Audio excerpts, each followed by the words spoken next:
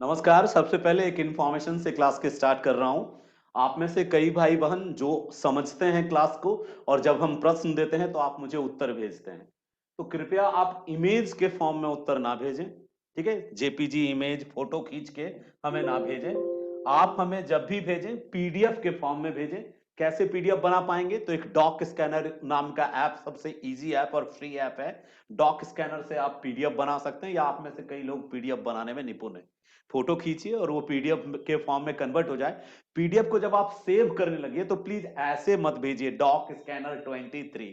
तो इससे क्या होगा कि थोड़ा दिक्कत होगा मुझे पहचानने में।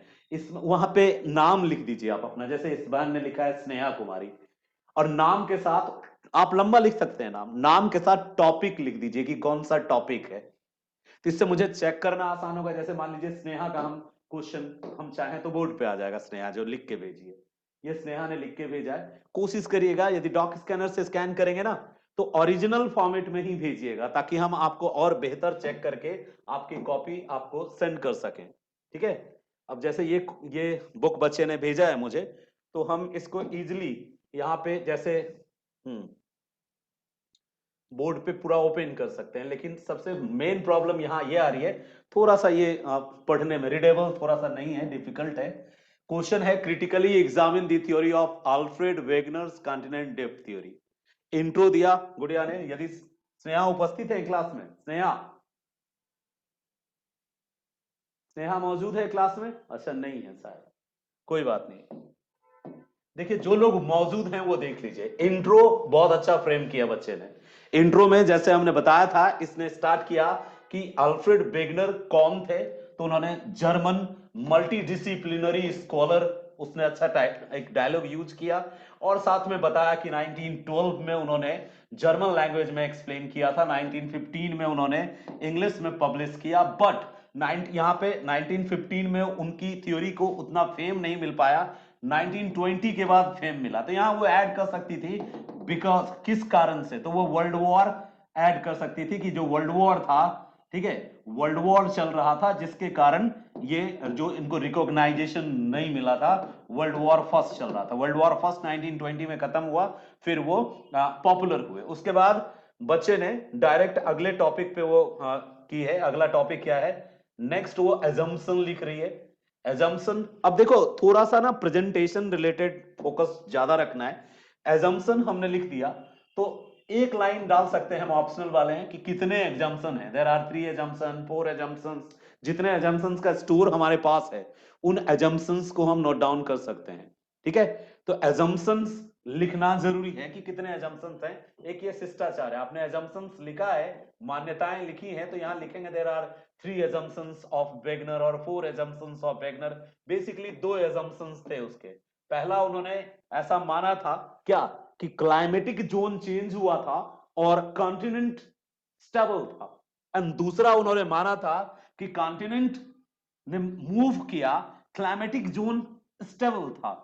और उसके बाद नीचे लिखना पड़ेगा कि बेगनर ने किस अपने एजम्पशंस पे अपनी थ्योरी को वेस्ट किया, यानी बेगनर्स की थ्योरी किस यहां तक बच्ची ने सही किया है। उसने एजम्पशन लिखा, उसके बाद वो सॉरी एजम्पशंस के बाद आगे की पॉइंट्स वो लिख रही है। माफ करना, एक मिनट। एजम्पशंस के बाद नेक्स्ट जो पॉइंट्स आप लिख रहे हो वो पॉइंट्स आपका है कि अल्फ्रेड वेगनर ने किस पे बेस्ड किया। तो बहुत अच्छा है, यहां तक भी हम मानते हैं कि बेटर एक्सप्लेनेशन है।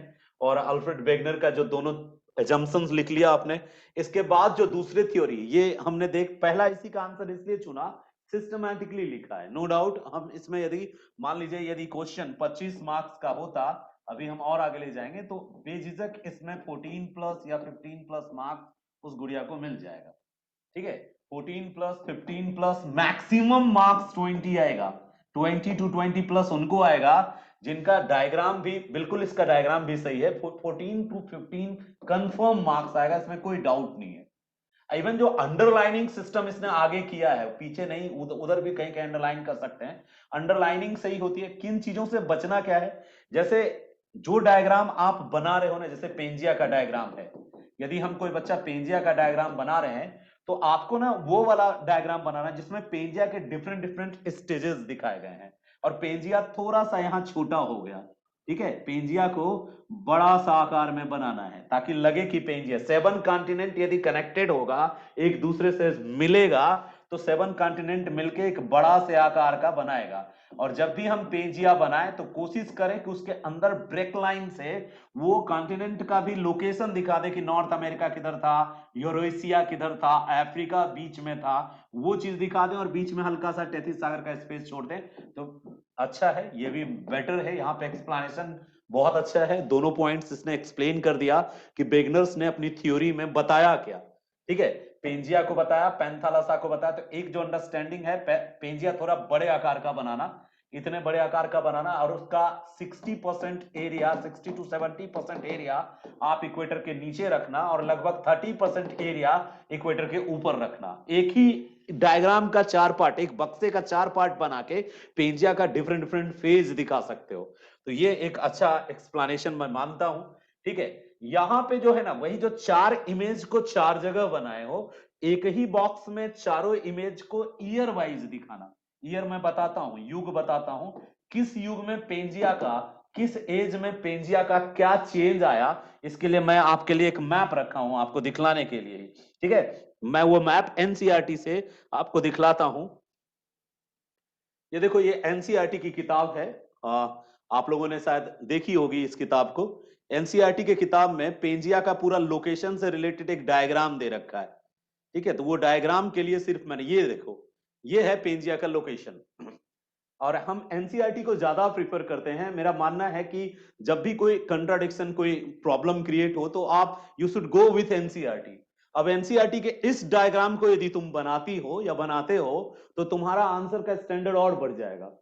यहां पे पेंजिया के सारे स्टेजेस को दिखाया है।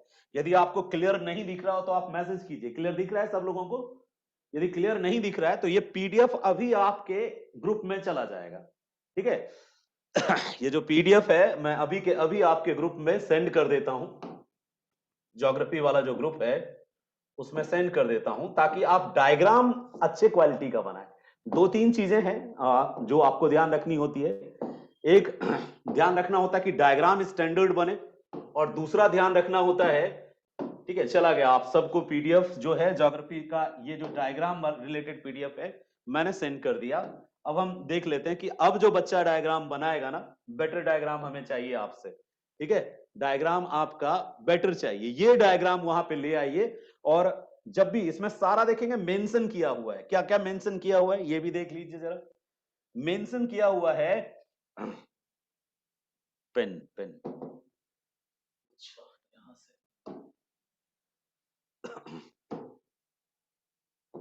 हम्म,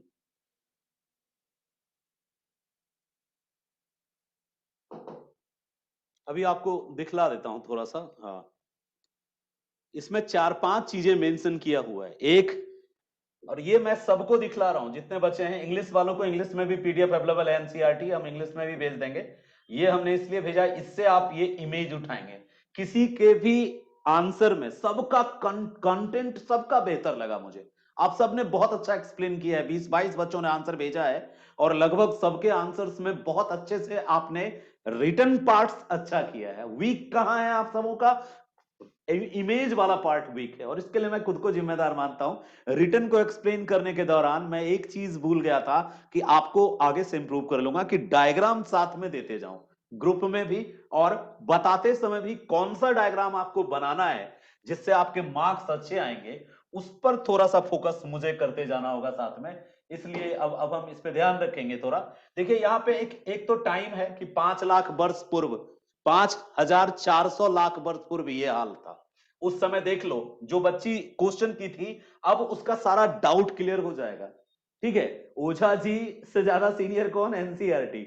ओझा जी अकेले बता रहे हैं यूट्यूब पे, और कोई भी टीचर जो भी बता रहा, आलोक जी, ओझा जी, फलाना ढिमका जो भी जी है, सबसे ज्यादा प्रीफर, जब सबसे ज्यादा इंपॉर्टेंस किसको देना है? NCERT is the best and the authentic book. यहां देखो तो, यहां पे देखो पेंजिया के सातों कॉन्टिनेंट यहां लिखे हुए हैं। 1 नंबर में अफ्रीका है, 2 नंबर में दक्षिण अमेरिका, 3 में अंटार्कटिका है, और 4 में ऑस्ट्रेलिया, 5 में भारत, 6 में चीन, 7 में नॉर्थ अमेरिका, यूरोप। कौन कहां है इसको लोकेट करता है। और इसमें यह चीज देखना बहुत जरूरी है कि ये रहा इक्वेटर। जरा देखो इक्वेटर कहां है, और इक्वेटर के ऊपर सिर्फ थोड़ा सा 7 नंबर है, यानी उत्तरी अमेरिका का थोड़ा सा हिस्सा ऊपर है। तुमको पीडीएफ भेज दिया है, तुम अपने में भी खोल के देख सकते हो, यदि यहां से क्लियर ना दिखे तो। देखो तो maximum part of the Pangaea was located below the equator and the minimum part, थोड़ा सा हिस्सा 4 नंबर का है। 4 बोले तो ऑस्ट्रेलिया वाला पार्ट पहले ऊपर हुआ करता था, 4 नंबर, ठीक है। और 5 नंबर, 4 नंबर है, 9 नंबर थोड़ा सा ऊपर था पहले। 9 एवं 10 क्या है, साइबेरिया है। तो 9 और 10 थोड़ा सा ऊपर था पहले। तो ये इक्वेटर है और इसके नीचे ही सब है, और ऊपर क्या है, ऊपर पैंथालसा वाला सीन है। फिर चेंज आया, ठीक है, कितना साल पहले, यानी 5400 लाख वर्ष पूर्व ये कंडीशन था, और 4200 लाख वर्ष पूर्व ये कंडीशन आया, और भी नीचे फोकस्ड हो गया साउथ की तरफ, साउथ की तरफ फोकस्ड हो गया, और कुछ बदलाव आया, ये कॉन्टिनेंट में बदलाव इस तरह से आया। 3 लाख 3 हजार लाख वर्ष पूर्व ये कंडीशन आया। 1200 लाख, 1200 लाख वर्ष पूर्व ये कंडीशन आया, और वर्तमान में ये कंडीशन है। और ये एनसीईआरटी ने दे रखा है कि जो भूवैज्ञानिक काल में महाद्वीपों की स्थिति क्या थी, अलग अलग काल में स्थिति क्या थी। तो महाद्वीपों की लोकेलिटी की बात करें, कहां पे कौन सा महाद्वीप है, तो ये डायग्राम यदि हम यूज करते हैं तो एक ये डायग्राम यूज कर सकते हैं, और एक वेगनर ने खुद दिया था। वेगनर ने भी एक इमेज बना के ऐसा ही बना के दिया है, वो सविंद्र सिंह की किताब में वो इमेज खींच के हम भेज देंगे। हमें ये दोनों डायग्राम आपके इमेजेस में चाहिए, यानी वो जो आपका आंसर हो, और उसमें नीचे हेडिंग याद रखना कि ये जियोलॉजिकल टाइम स्केल के according location of the continent है, ये करंट है, और ये 5400 लाख वर्ष पहले का है। सिमिलरली दूसरे, यदि हम दूसरे पॉइंट पे यदि हम बात करें, एक मिनट,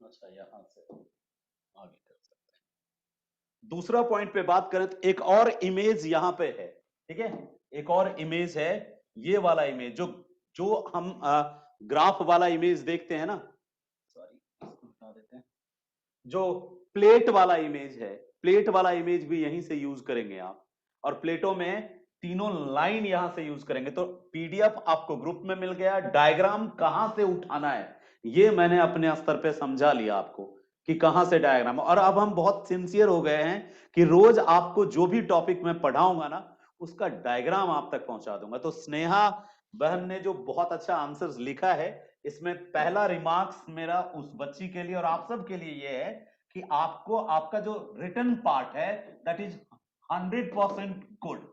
इसमें सिर्फ क्या सुधार कर सकते हैं, रिटन पार्ट में आप पॉइंट्स जहां स्टार्ट करते हैं नंबरिंग की जगह आप बुलेट पॉइंट यूज कर सकते हैं, और प्रेजेंटेशन और अट्रैक्टिव बना सकते हैं। रिटन पार्ट्स में मैंने पढ़ रखा है, बेहतर लिखा है, कहीं कोई डाउट्स नहीं है।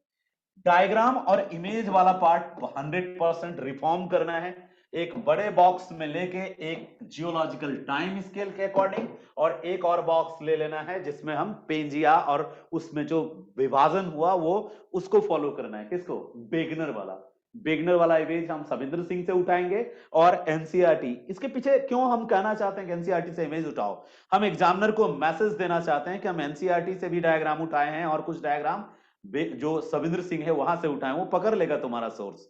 और हाँ, एक दो इमेज यदि तुम अपना बता रहे हो, अपना खुद का ऑथर का, जो तुम्हारा तुम कुछ बताना चाहते हो तो वो आप डाल सकते हो जो तुम्हारी समझ में, लेकिन यहाँ पे इसको करेक्शन की जरूरत है, इसको 100% करेक्ट नहीं माना जाएगा जो लोकेशन हमने यहाँ पे बनाया है। समझाते समय भले ही मैंने दिशा समझाने के लिए वो मैंने कहा था कि कैसे ये इक्वेटर को क्रॉस किया होगा, तो इसके अंदर कोल बना होगा, कोल फॉर्मेशन को समझाने के लिए मैंने ये बताया था, और वो भी भूवैज्ञानिक कालक्रम के अनुसार दिखाने के लिए बताया था कि जब ये नॉर्थ अमेरिका इस ओर मूव किया, ठीक है, या फिर ये ग्रह ऊपर, सॉरी, जो प्लेट्स ऊपर की ओर मूव किए, तो इक्वेटोरियल जोन से ऊपर जाने के दौरान इनमें कोल फॉर्मेशन हुआ, क्योंकि इक्वेटोरियल जोन में इस तरह के वर्षा वन पाए जाते हैं, फॉरेस्ट पाए जाते हैं, जिनके कारण वो फॉरेस्ट जो वहां डेवलप हुए, जैसे अमेजन फॉरेस्ट है, फिर वो जो भूगर्भीय हलचल के बाद फॉरेस्ट वाला एरिया आगे चला गया, तो वर्षा के अभाव में वो मर गए, और भूगर्भीय हलचल के कारण चट्टानों में दब गए। तो चट्टानों में दबने के कारण लाखों वर्षों में यही जो वर्षा वन इक्वेटर पे क्रिएट हुए थे, वही आगे चलकर कोल में बदल गए, कोयला में बदल गया। तो जो जो कॉन्टिनेंट भूगर्भीय हलचल के कारण, कॉन्टिनेंट के फ्लो बहाव के कारण, जो जो इनमें से जो ग्रह है भूगर्भीय हलचलों के कारण जिन जिन ग्रहों में हम ये इक्वेटर जोन को क्रॉस किया, उनमें उनमें कोल का फॉर्मेशन ज्यादा है। ठीक है, उनमें उनमें ही कोल का फॉर्मेशन है। अब अंटार्कटिका, एक बच्चे ने एक बार मेरे से क्वेश्चन पूछा था, सर अंटार्कटिका में कोयला कैसे मिल रहा है, अंटार्कटिका में भी कोल का भंडार मिला। तो उस बच्चे ने कभी एनसीईआरटी नहीं पढ़ी होगी, इसलिए उस बच्चे के साथ ऐसी प्रॉब्लम आई है। यदि वो बच्चा एनसीईआरटी पढ़ा होता ना, तो फिर उसको दिक्कत नहीं होती। ये देखो 3 नंबर जो है ना, 3 नंबर, ये 3 नंबर जो है ये अंटार्कटिका है। और अंटार्कटिका आज से लगभग 5,04,000 वर्ष पूर्व, 5,54,54 लाख वर्ष पूर्व अंटार्कटिका भी कुछ समय के लिए इक्वेटर पे था। अब कंफ्यूज होने की जरूरत नहीं है। महाद्वीप जब प्रवाहित होते हैं, जब महाद्वीप अपनी जगह से दूसरी जगह तैरते हैं, फ्लोट करते हैं, तो जाहिर सी बात है पहले का जो उनका एडजस्टमेंट होगा वो अलग होगा। और रैंडमली है, कोई एक खास डायरेक्शन में नहीं, रैंडमली मूवमेंट हुआ। और कुछ मूवमेंट बहुत एक दिशा में हुआ बाद में आके। तो जो नॉर्थ अमेरिका इस तरफ आया या यूरेशिया इस तरफ आया, जहां जहां कोल मिल रहा है अभी जिन जिन कॉन्टिनेंट में, वो कभी ना कभी इक्वेटर के आसपास वाले जगह पे थे। ये है इक्वेटर, ये है इक्वेटर। तो आप जरा देख लेना इक्वेटर का लोकेशन और ये सारे कॉन्टिनेंट को। कोई कंफ्यूजन हो तो कल हमने बताया ना 6:30 बजे से कंफ्यूजन वाली क्लास रहेगी, तो उसमें आप पूछ लेना 6:30 से 7 में।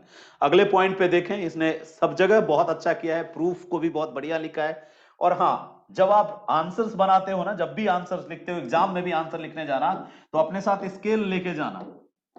ठीक है, ताकि जो लाइनिंग खींचो, आप ही से आदत डालो, स्केल से फटाफट खींचने की या स्ट्रेट लाइन खींचने की आदत डालो।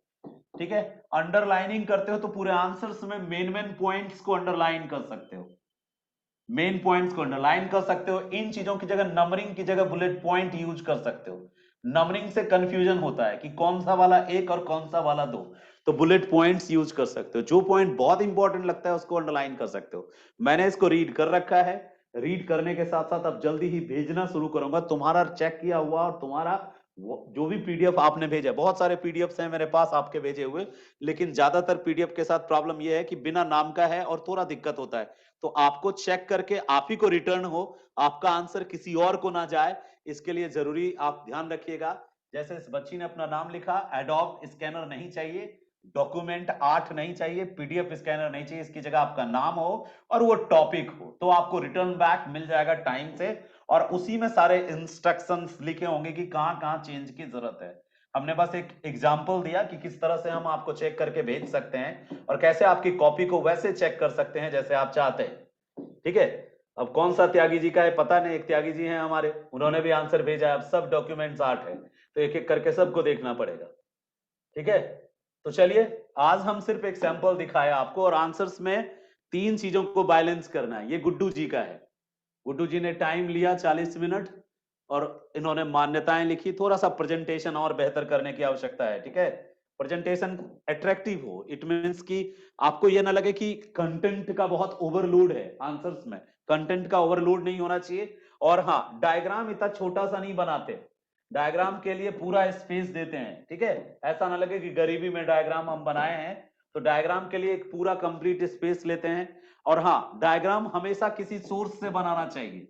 अपने मन से डायग्राम जो समझे हैं वो कम देने की कोशिश करो, और जो सोर्सेस हो वो ऑथेंटिक सोर्स से डायग्राम उठाते हैं। डायग्राम एनसीईआरटी से उठाओ, डायग्राम जीसी लियोंग से उठा सकते हो, डायग्राम सविंद्र सिंह से उठा सकते हो, और डायग्राम के मामले में तुम गरीब नहीं रहोगे, मैं डायग्राम भेजता चला जाऊंगा तुमको। ठीक है, हर टॉपिक से रिलेटेड अब मैंने सोच लिया है कि डायग्राम मैं खुद ही भेज दूंगा आपके ग्रुप में, हर से रिलेटेड, हर एक से रिलेटेड डायग्राम्स अवेलेबल होंगे। ठीक है, और उसी डायग्राम को डालना, क्योंकि डायग्राम क्या है ना, हमारा अट्रैक्शन है, तो वो ब्रांडेड होना चाहिए, लोकल डायग्राम नहीं होना चाहिए, ब्रांडेड होना चाहिए। और वो और ज्यादा अट्रैक्टिव लगेगा, टेक्निकल लगेगा, और उसमें करेक्शन की नीड नहीं होगी।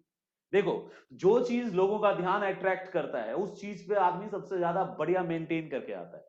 जैसे अपना ये तोपड़ा चेहरा, इसको बढ़िया से डेंटिंग पेंटिंग करके आदमी आता है, तो डायग्राम क्या है ना, आंसर का मोस्ट अट्रैक्टिव पार्ट है। याद है बचपन में तुम जब कोई किताब उठाते थे तो उसमें सबसे ज्यादा क्या देख के छोड़ देते थे? फोटो देख के छोड़ देते थे।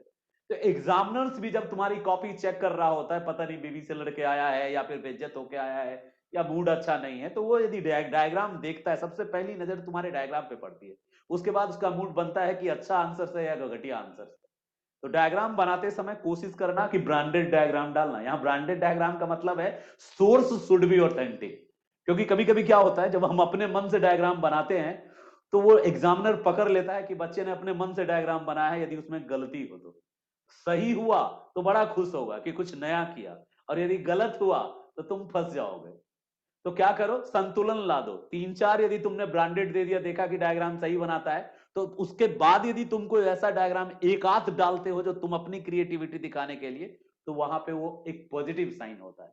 ठीक है, तो दोनों चीज का याद रखना। डायग्राम हमेशा एक अच्छे किताब से उठाना चाहिए। अपने मन का जो समझ है उसको आप किताब से क्रॉस चेक कर लो, सही लगे तभी डालो। चलो अगले हम आज की क्लास पे ले चलते हैं। आज हमारा काम था कि आपके आंसर्स को दिखला लेना।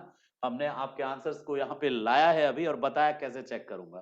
ठीक है, कुछ कुछ बच्चे नहीं लिख पाए, 2 पन्ना लिख पाए, 3 पन्ना लिख पाए, कोई बात नहीं। ठीक है, वो धीरे धीरे आप आ जाओगे लाइन पे, थोड़ा टाइम लगेगा शुरू में। अब हम स्टार्ट कर लेते हैं आज की क्लास। आज की क्लास में हम आपको आर्थर होम्स पढ़ाने वाले हैं। ठीक है, ध्यान दीजिएगा सब लोगों को। कल नहीं पढ़ा पाया था, कल थोड़ा परेशान था, मैं बहुत देर से आया था, तो आर्थर होम्स पढ़ाऊंगा मैं आज आपको। इसको हटा देता हूं, नहीं तो टिंग टिंग करता रहेगा। देखो याद है हमने आपको कन्वेक्शनल होम्स होता है, आर्थर होम्स, एल साइलेंट होता है। आर्थर होम्स का किताब जो बुक में है, जो टॉपिक है वो है पर्वत निर्माण का सिद्धांत। और मैंने आपको हैरी हेस जब पढ़ाया था, ठीक है, हैरी हेस जब पढ़ाया था तब मैंने कहा था एक सिद्धांत के बारे में, कन्वेक्शनल करंट के बारे में। तो जब आप आर्थर होम्स, हिंदी के किताबों में होम्स ही लिखा मिलेगा, इंग्लिश में एल होता है, आर्थर होम्स के पर्वत निर्माण संबंधी या पर्वत उत्पत्ति संबंधी सिद्धांत को पढ़ोगे ना, तो आप थोड़ा देर के लिए कंफ्यूज भी हो जाओगे। और पीटी में कभी कभी ये क्वेश्चन कंफ्यूज करता है, नेट जेआरएफ में भी बच्चों को ये क्वेश्चन कंफ्यूज करता है, ज्योग्राफी वाले बच्चों को, कि किसने दिया था संवहन धारा का सिद्धांत। देखो संवहन धारा का सिद्धांत किसने दिया था? ये दोनों ने दिया था। संवहन धारा का सिद्धांत जो कन्वेक्शनल करंट का थ्योरी है, वही थ्योरी जो प्लेटों की गति से संबंधित है, प्लेटों की गति से संबंधित है कि प्लेट जो गति करते हैं तो प्लेटों की गति में सबसे ज्यादा डोमिनेंट रोल कौन प्ले करता है, यानी प्लेटों को जो गति देता है उसमें उससे रिलेटेड कॉन्सेप्ट था संवहन धारा, यानी कन्वेक्शनल करंट की थ्योरी थी वो, कन्वेक्शनल करंट की थ्योरी थी। अब कन्वेक्शनल करंट की जो थ्योरी थी, उस थ्योरी में यह बात की गई थी क्या, कि जो एस्थेनोस्फेयर है, एस्थेनोस्फेयर, एस्थेनोस्फेयर में जो मैग्मा है, मैग्मा यानी कि उबलता हुआ खौलता हुआ चट्टान, मैग्मा, मैग्मा में जो गर्म होने के कारण ऊपर एक गुबार पैदा होता है, एक उठाव पैदा होता है, यानी कि आप कह सकते हो कि एक लपक पैदा होता है मैग्मा में। कोई भी पदार्थ जब गर्म होता है, पिघलता है, खौलता है, तो वो ऊपर की तरफ उफनता है। तो जब मैग्मा उफनता है तो वो कन्वेक्शनल करंट स्टार्ट करता है। ठीक है, कन्वेक्शनल करंट। अच्छा सोनाली का भी एक, हमने तुम्हारा पीडीएफ देखा है बेटा, चेक किया है? सोनाली आपका भी बहुत बेहतरीन, आपका प्रेजेंटेशन अट्रैक्टिव है, बहुत राइटिंग अच्छी है इसके कारण, लेकिन थोड़ा सा आप भी मैपिंग और डायग्राम पे आप भी काम करना, आपको पर्सनली चेक करके आपका आंसर मिल जाएगा। ठीक है, और मैं कोशिश करूंगा जरूर आगे कि एक बैलेंस, एक संतुलन रखूं इंग्लिश और हिंदी टर्मिनोलॉजी के बीच। उर्मिला जी का भी आंसर्स मिला है, डॉक्यूमेंट 8 आपका है। ठीक है, मैं देख लेता हूं, ठीक है, आप सबका है आंसर मेरे पास। मैं इसलिए चेक करने में थोड़ा सा यहां पे बोर्ड पे लाने के लिए, आपका नाम उसमें लिखा होना चाहिए। अभी आप रीसेंड कर दोगे तो अभी हम फिर से चेक कर देंगे आपका क्लास जो आधा घंटा का कल का पीरियड होगा, कल से रोज चेक होगा ना आपका आंसर, रोज 6:30 से 7:30 के बीच का जो टाइम है answer checking and doubt clearance के लिए रोज रेगुलर। ठीक है, तो इससे जो लोग सिर्फ इंफॉर्मेशन के लिए आए हैं वो इंफॉर्मेशन ले लें, और जो आंसर राइटिंग रिलेटेड वर्क करना चाहते हैं हमारे साथ वो आधा घंटा रोज हमसे डिस्कस करें। और हाँ, आप कन्वर्सेशन भी कर सकते हैं अपना माइक ऑन करके उस आधे घंटे वाले सेशन में, जितना जो भी क्वेश्चंस आपके मन में पुटे कल से पूछना शुरू कर दीजिए। ठीक है, जी जी ठीक है Preeti ji, thank you so much बेटा। आप सब जितना ज्यादा कॉपरेट करेंगे मैं आपके लिए उतना बेहतर काम कर पाऊंगा। तो संबंध धारा हो गया, कन्वेक्शनल करंट वाली जो थ्योरी है, यदि नेट जेआरएफ के एग्जाम में आप ज्योग्राफी के स्टूडेंट हैं आ जाए और आपसे पूछा जाए कि कन्वेक्शनल करंट की थ्योरी किसने दी, तो याद रखिए कन्वेक्शनल करंट की थ्योरी होम्स ने दी थी। सबसे पहले किसने दी कन्वेक्शनल करंट की थ्योरी? होम्स ने दी थी। और बाद में दिया हैस ने कब दिया? 60 में। मतलब हैरी हैस ने उस थ्योरी को अलग वे में यूज किया। एक ही थ्योरी को दो लोग दो तरह से यूज करते हैं। आर्थर होम्स ने जो कन्वेक्शनल करंट की थ्योरी ली, उस थ्योरी को होम्स साहब ने यूज किया अपने पर्वत के निर्माण के सिद्धांत को बतलाने के लिए। आर्थर होम्स महोदय ने जो थ्योरी दी, ठीक है, वो पर्वत की उत्पत्ति समझाने के लिए कन्वेक्शन फिजिक्स का एक यूनिवर्सल लॉ है कन्वेक्शन फिजिक्स का, तो उसको दोनों ने यूज किया है। आर्थर होम्स ने भी यूज किया है और हैरी हेस ने भी यूज किया है, और दोनों समान समान तरीके से एक ही टाइप से दोनों ने यूज किया है। मतलब एक्सप्लेनेशन में बहुत कम फर्क है। तो अब यदि ऑब्जेक्टिव के फॉर्म में पूछा जाए तो पहले होम्स ने 1920 में ही इस कॉन्सेप्ट पे अपनी बात रख दी थी। आर्थर होम्स ने संबंध धारा का सिद्धांत कब दिया? 1920 में। और हैरी हेस ने 1960 में। तो सीनियरिटी के बेसिस पे देखा जाए तो Holmes was senior in this case कि दोनों ने इस थ्योरी को यूज किया है। ठीक है, सी फ्लोर स्प्रेडिंग को समझाने के लिए होम्स का टारगेट ये हेस का टारगेट, हेस और हैरी को मिला के पढ़ो दिमाग में, ताकि तुम प्लेट टेक्टोनिक को बदल के पूछे तो वहां तुम तीनों का, जब केवल प्लेट टेक्टोनिक एग्जाम में पूछे ना तो आप उसके आंसर्स को 6-7 पेज खींचना, 6 पेज खींच सकते हो बीपीएससी में। एक बच्चा लेंथ पूछ रहा था उसको बता रहा हूं। तो आप उस आंसर्स में इन सब की थोड़ी थोड़ी चर्चा करना और एक सिस्टमैटिक वे में चर्चा करना। ठीक है, सिस्टमैटिक वे में चर्चा करना। आप वहां पे टूजो विल्सन और मॉर्गन की भी जिक्र करना कि कैसे उन्होंने स्टार्टिंग में प्लेट टर्म क्वाइन किया और प्लेट टेक्टोनिक की बात की। फिर बताना कि ये थ्योरी आ तो गई लेकिन ये थ्योरी डेवलप नहीं हो पाई, क्यों? इनका जो ये जो क्या बोलते हैं इसको, इम्प्लीमेंटेशन होता है थ्योरी का, जो इम्प्लीमेंटेशन है एज एन एप्लीकेशन थ्योरी को, ओरिजिन ऑफ माउंटेन्स को समझाने के लिए, सी फ्लोर के स्प्रेडिंग को समझाने के लिए, कॉन्टिनेंट के ड्रिफ्ट को समझाने के लिए, ये सारा नहीं हो पाया था टूजो विल्सन और मॉर्गन के द्वारा। तो अल्फ्रेड वेगनर ने कॉन्टिनेंटल ड्रिफ्ट के लिए उस थ्योरी को एक नया जीवन दे दिया, थ्योरी पे चर्चा का एक माहौल बना दिया। फिर आर्थर होम्स ने कन्वेक्शनल करंट की theory they the origin of the mountain से रिलेटेड। तो ओरिजिन ऑफ द माउंटेन्स भी कनेक्ट हो गया प्लेट टेक्टोनिक्स के, क्योंकि होम्स ने भी प्लेट टेक्टोनिक्स की बात की थी। और फिर हैरी हेस ने तो पूर्णाहुति कर दी। सबसे एंड में कौन आए? हैरी हेस। और हैरी हेस ने सी फ्लोर स्प्रेडिंग के साथ साथ mountain origin, plate tectonics and continental drift, इन सब को कंबाइंडली पेश कर दिया, फाइनल शेप दिया। तो यदि प्लेट टेक्टोनिक एक मूर्ति है तो उसको 3-4 लोगों ने मिलकर तराशा है। किसका किसका योगदान है? टूजो विल्सन का भी योगदान है क्योंकि प्लेट टर्म कॉइन किया। डब्ल्यूसी मॉर्गन का भी एक योगदान है, क्यों नहीं? क्योंकि उन्होंने ये थ्योरी एक तरह से हाइपोथेसिस दी थ्योरी रिलेटेड। और फिर वेगनर का योगदान है क्योंकि भले ही उसने कॉन्टिनेंट के ड्रिफ्ट की बात की, बट उन्होंने इस प्लेट टेक्टोनिक के कॉन्सेप्ट को चर्चा में ला दिया, रिलेवेंट बना दिया। देन आर्थर होम्स जो है 1920 में ही, यानी वेगनर के जस्ट बाद, आर्थर होम्स ने ओरिजिन ऑफ माउंटेन को समझाने के लिए भी कन्वेक्शनल थ्योरी दे दी, और कन्वेक्शनल थ्योरी भी कहीं ना कहीं प्लेट टेक्टोनिक से कनेक्टेड महसूस हुई। और बाद में आए हैरी हेस, और हैरी हेस ने पूर्णाहुति कर दी और इस थ्योरी को एक यूनिवर्सल लॉ में कन्वर्ट कर दिया।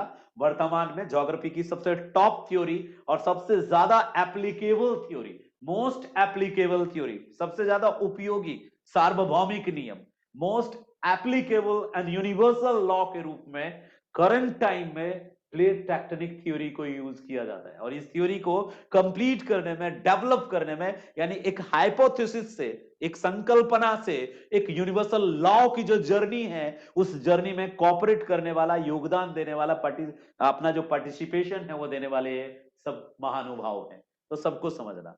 अब देखो, आर्थर होम्स ने जो थ्योरी दी, जिसको हम 19 to 20 की थ्योरी हम कह रहे हैं उनकी, आर्थर होम्स ने आखिर क्या बतलाया था, थोड़ी सी जिक्र एनसीईआरटी ने भी अपने पुस्तक में करी है, तो वो भी देख लेना। जो हमने ये भेजा है ना, इसमें उस तीनों की चर्चा है, ये सब लोग पढ़ के रखेंगे, और जिनको इंग्लिश में चाहिए होगा वो इंग्लिश में पढ़ लेंगे, ठीक है। ये जो हमने भेजा है आप सब के लिए भेजा है, तो हम आप सबसे विनती करेंगे कि ये आप पूरा का पूरा पूरा आप एक बार रीड मार के बैठेंगे, रीडिंग देख लेंगे, रीडिंग मार के। ये पूरा चैप्टर ही आपके लिए है, ताकि आपको प्लेट टेक्टोनिक्स से रिलेटेड सारे ऑथेंटिक कॉन्सेप्ट आपके पास हो।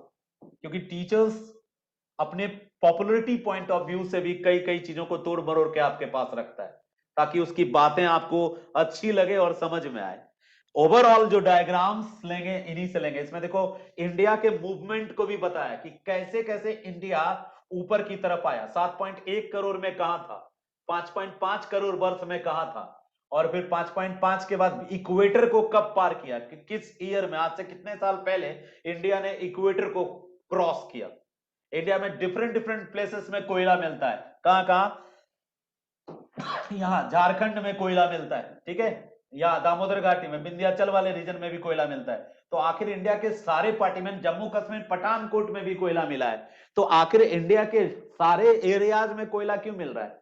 यानी उत्तर भारत में भी कोयला है, दक्षिण भारत में भी कोयला है, इवन कन्याकुमारी तक वाले रीजन में कोयला है। कहीं कहीं इन एरियाज में भी कोयले की कुछ क्वांटिटी है, कहीं कहीं कोल माइंस लिमिटेड ज्यादा इधर है और इस तरफ ज्यादा है। तो कोल फॉर्मेशन भारत के डिफरेंट एरियाज में, पठानकोट से लेके नीचे आंध्र प्रदेश तेलंगाना तक, और नीचे तमिलनाडु के निवेली क्षेत्र में लिग्नाइट कोयला का मिलना, तमिलनाडु के निवेली क्षेत्र में भी लिग्नाइट कोयला का मिलना, ये कैसे पॉसिबल हो पाया है? तो ये चीज हम बतलाने के लिए आपको यहाँ पे एक चीज बता रहे हैं कि ये डायग्राम यहां से उठाएंगे और इसको पढ़ के रखेंगे। इसी में आपको सारा पॉइंट मिलेगा, और एक जगह आर्थर होम्स की भी इंफॉर्मेशन मिलेगी, ठीक है। आर्थर होम्स से रिलेटेड ये इंफॉर्मेशन जो हम बता रहे हैं आपको, हम अंडरलाइन करके रखे थे। सारे प्लेट्स मिलेंगे, छोटे बड़े प्लेट्स का इंफॉर्मेशन, वो सारे फोर्सेस जो हैं वो ऑथेंटिक इंफॉर्मेशन, और सबसे बेहतरीन मिलेगा डायग्राम जो आपको मैंने पढ़ाया है। अब आप इसको पढ़ेंगे। हाँ, ये वाला डायग्राम, ये डायग्राम जो है थोड़ा डिफिकल्ट है बनाना, तो इतना स्केचिंग करने की आवश्यकता नहीं है। इसमें सिर्फ लाइन लाइन खींच देंगे, ठीक है। इसमें एक मिनट, कौन सा पेन कहां से यूज करो, यहां से।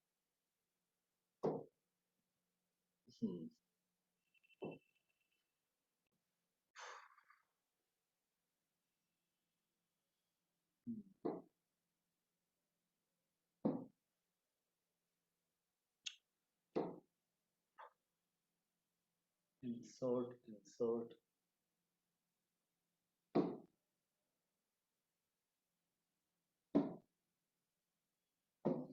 कभी कभी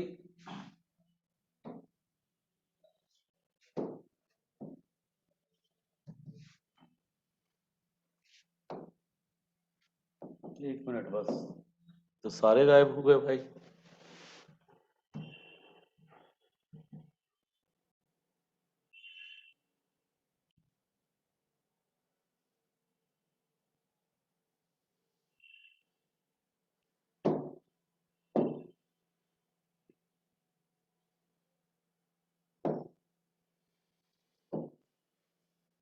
मैं लिखना चाह रहा हूँ इस पे, और मैं खुद कंफ्यूज हो गया कि लिखूं कहाँ से। अब आ गया कि कहाँ से लिख सकता हूँ मैं।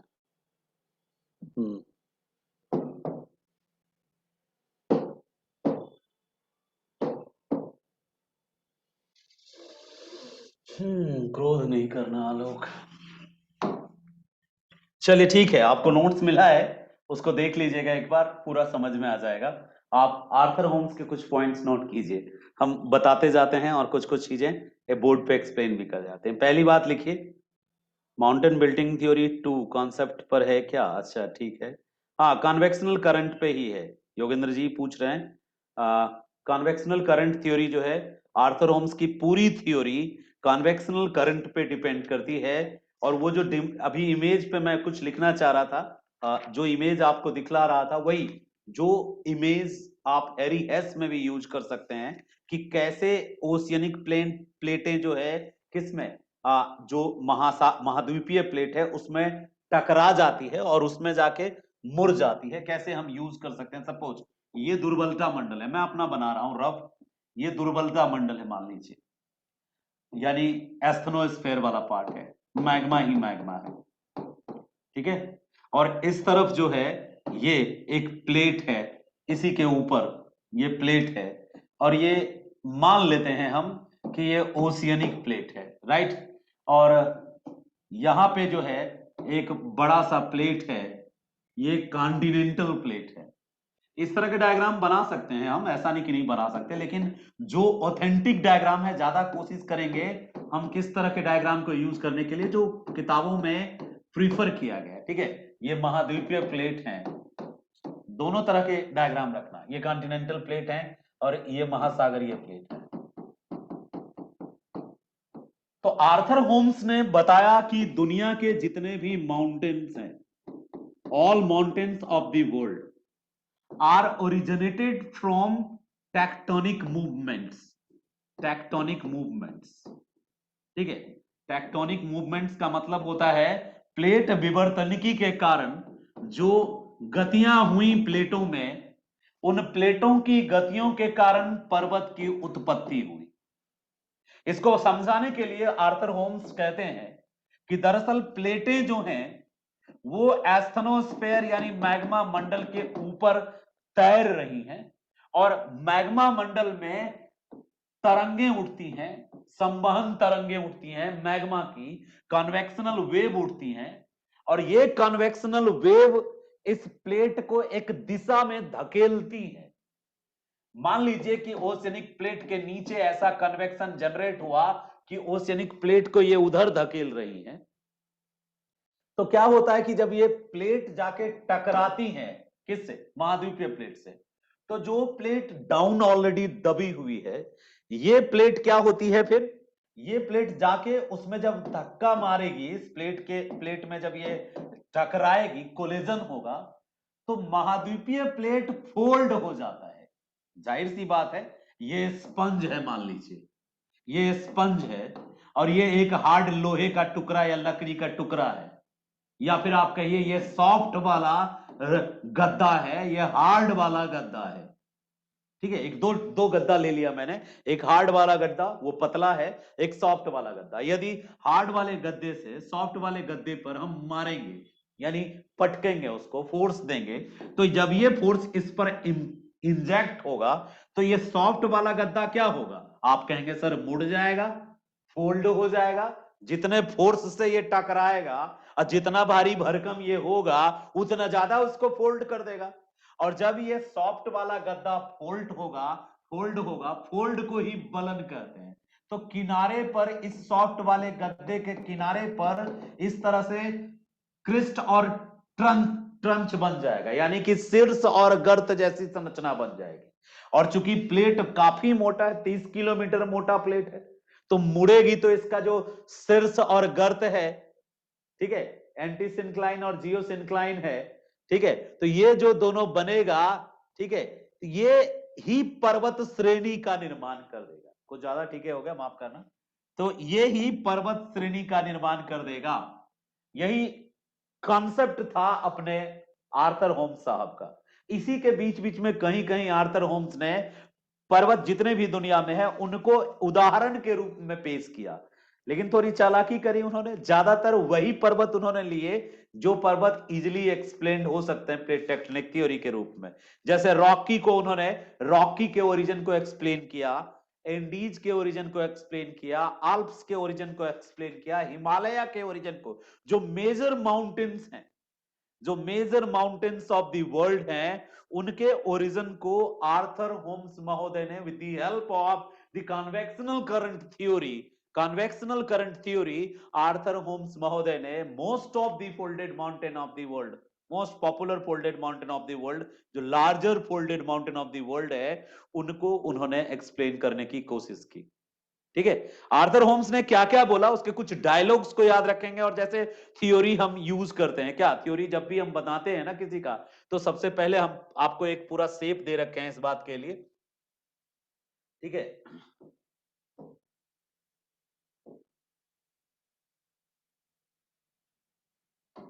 ये करना था, हाँ अब सही है। तो हमने आपको एक शेप दे रखा है, डिजाइन दे रखा है कि जब भी कोई थ्योरी लिखना तो बिगिनिंग में आर्थर होम्स है, तो थोड़ा सा आर्थर होम्स के बारे में, फिर उसकी एजम्पशंस के बारे में, फिर उसका मेन थ्योरी के बारे में, और मेन थ्योरी के बाद इसी में उसके सारे डायलॉग मार देना। और यदि उन्होंने प्रूफ दिया है तो, ये इफ है, यदि प्रूफ दिया है, एग्जाम्पल दिया है, तो उसको जरूर लिखना, और इसी में डायग्राम सबसे ज्यादा देना, और इसकी थ्योरी में डायग्राम जरूर देना, और लास्ट में उसकी वीकनेस और डिमेरिट्स जरूर बताना। नहीं भी पूछे फिर भी एक दो वीकनेस डाल के, और उसके बाद कंक्लूड करना कि रिलेवेंस बताना कि आज भी वो रिलेवेंट है।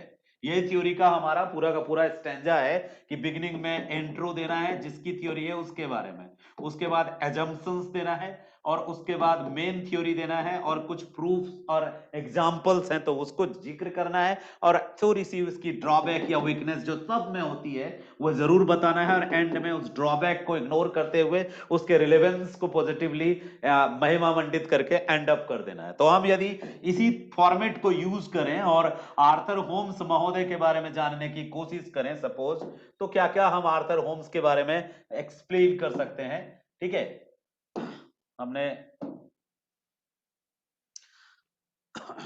तो होम्स जो हैं वो अपने संवहन धारा सिद्धांत के लिए जाने जाते हैं, और उनका मेन जो है उनकी जो थ्योरी है, ये है मिस्टर होम्स। ये देखिए, ये आर्थर होम्स हैं, इनके बारे में कुछ बेसिक इंफॉर्मेशन हम निकालने के लिए हम आपको यहाँ पे लाए हैं। ठीक है, बेसिक इंफॉर्मेशन क्या है जो बुक में अवेलेबल नहीं है एनसीईआरटी में, लेकिन हम चाहते हैं कि मेरे आंसर का फॉर्मेट ना गड़बड़ाए, तो इसलिए हमने इसको यूज किया है। बेसिक इंफॉर्मेशन है इनसे रिलेटेड। आर्थर होम्स ब्रिटिश जियोलॉजिस्ट थे, तो नोट कर लेंगे हम पहला पॉइंट कि आर्थर होम्स जो थे वो ब्रिटिश जियोलॉजिस्ट थे। ठीक है, आर्थर होम्स जो थे वो ब्रिटिश जियोलॉजिस्ट थे। जियोलॉजिस्ट मतलब समझ रहे हैं ना आप जानते होंगे जियोलॉजिस्ट का मतलब जो भूगर्भ वैज्ञानिक होते हैं, जबकि जो हैरी हेस थे वो जियोलॉजिस्ट होने के साथ साथ जियोफिजिक्स के भी विद्वान थे।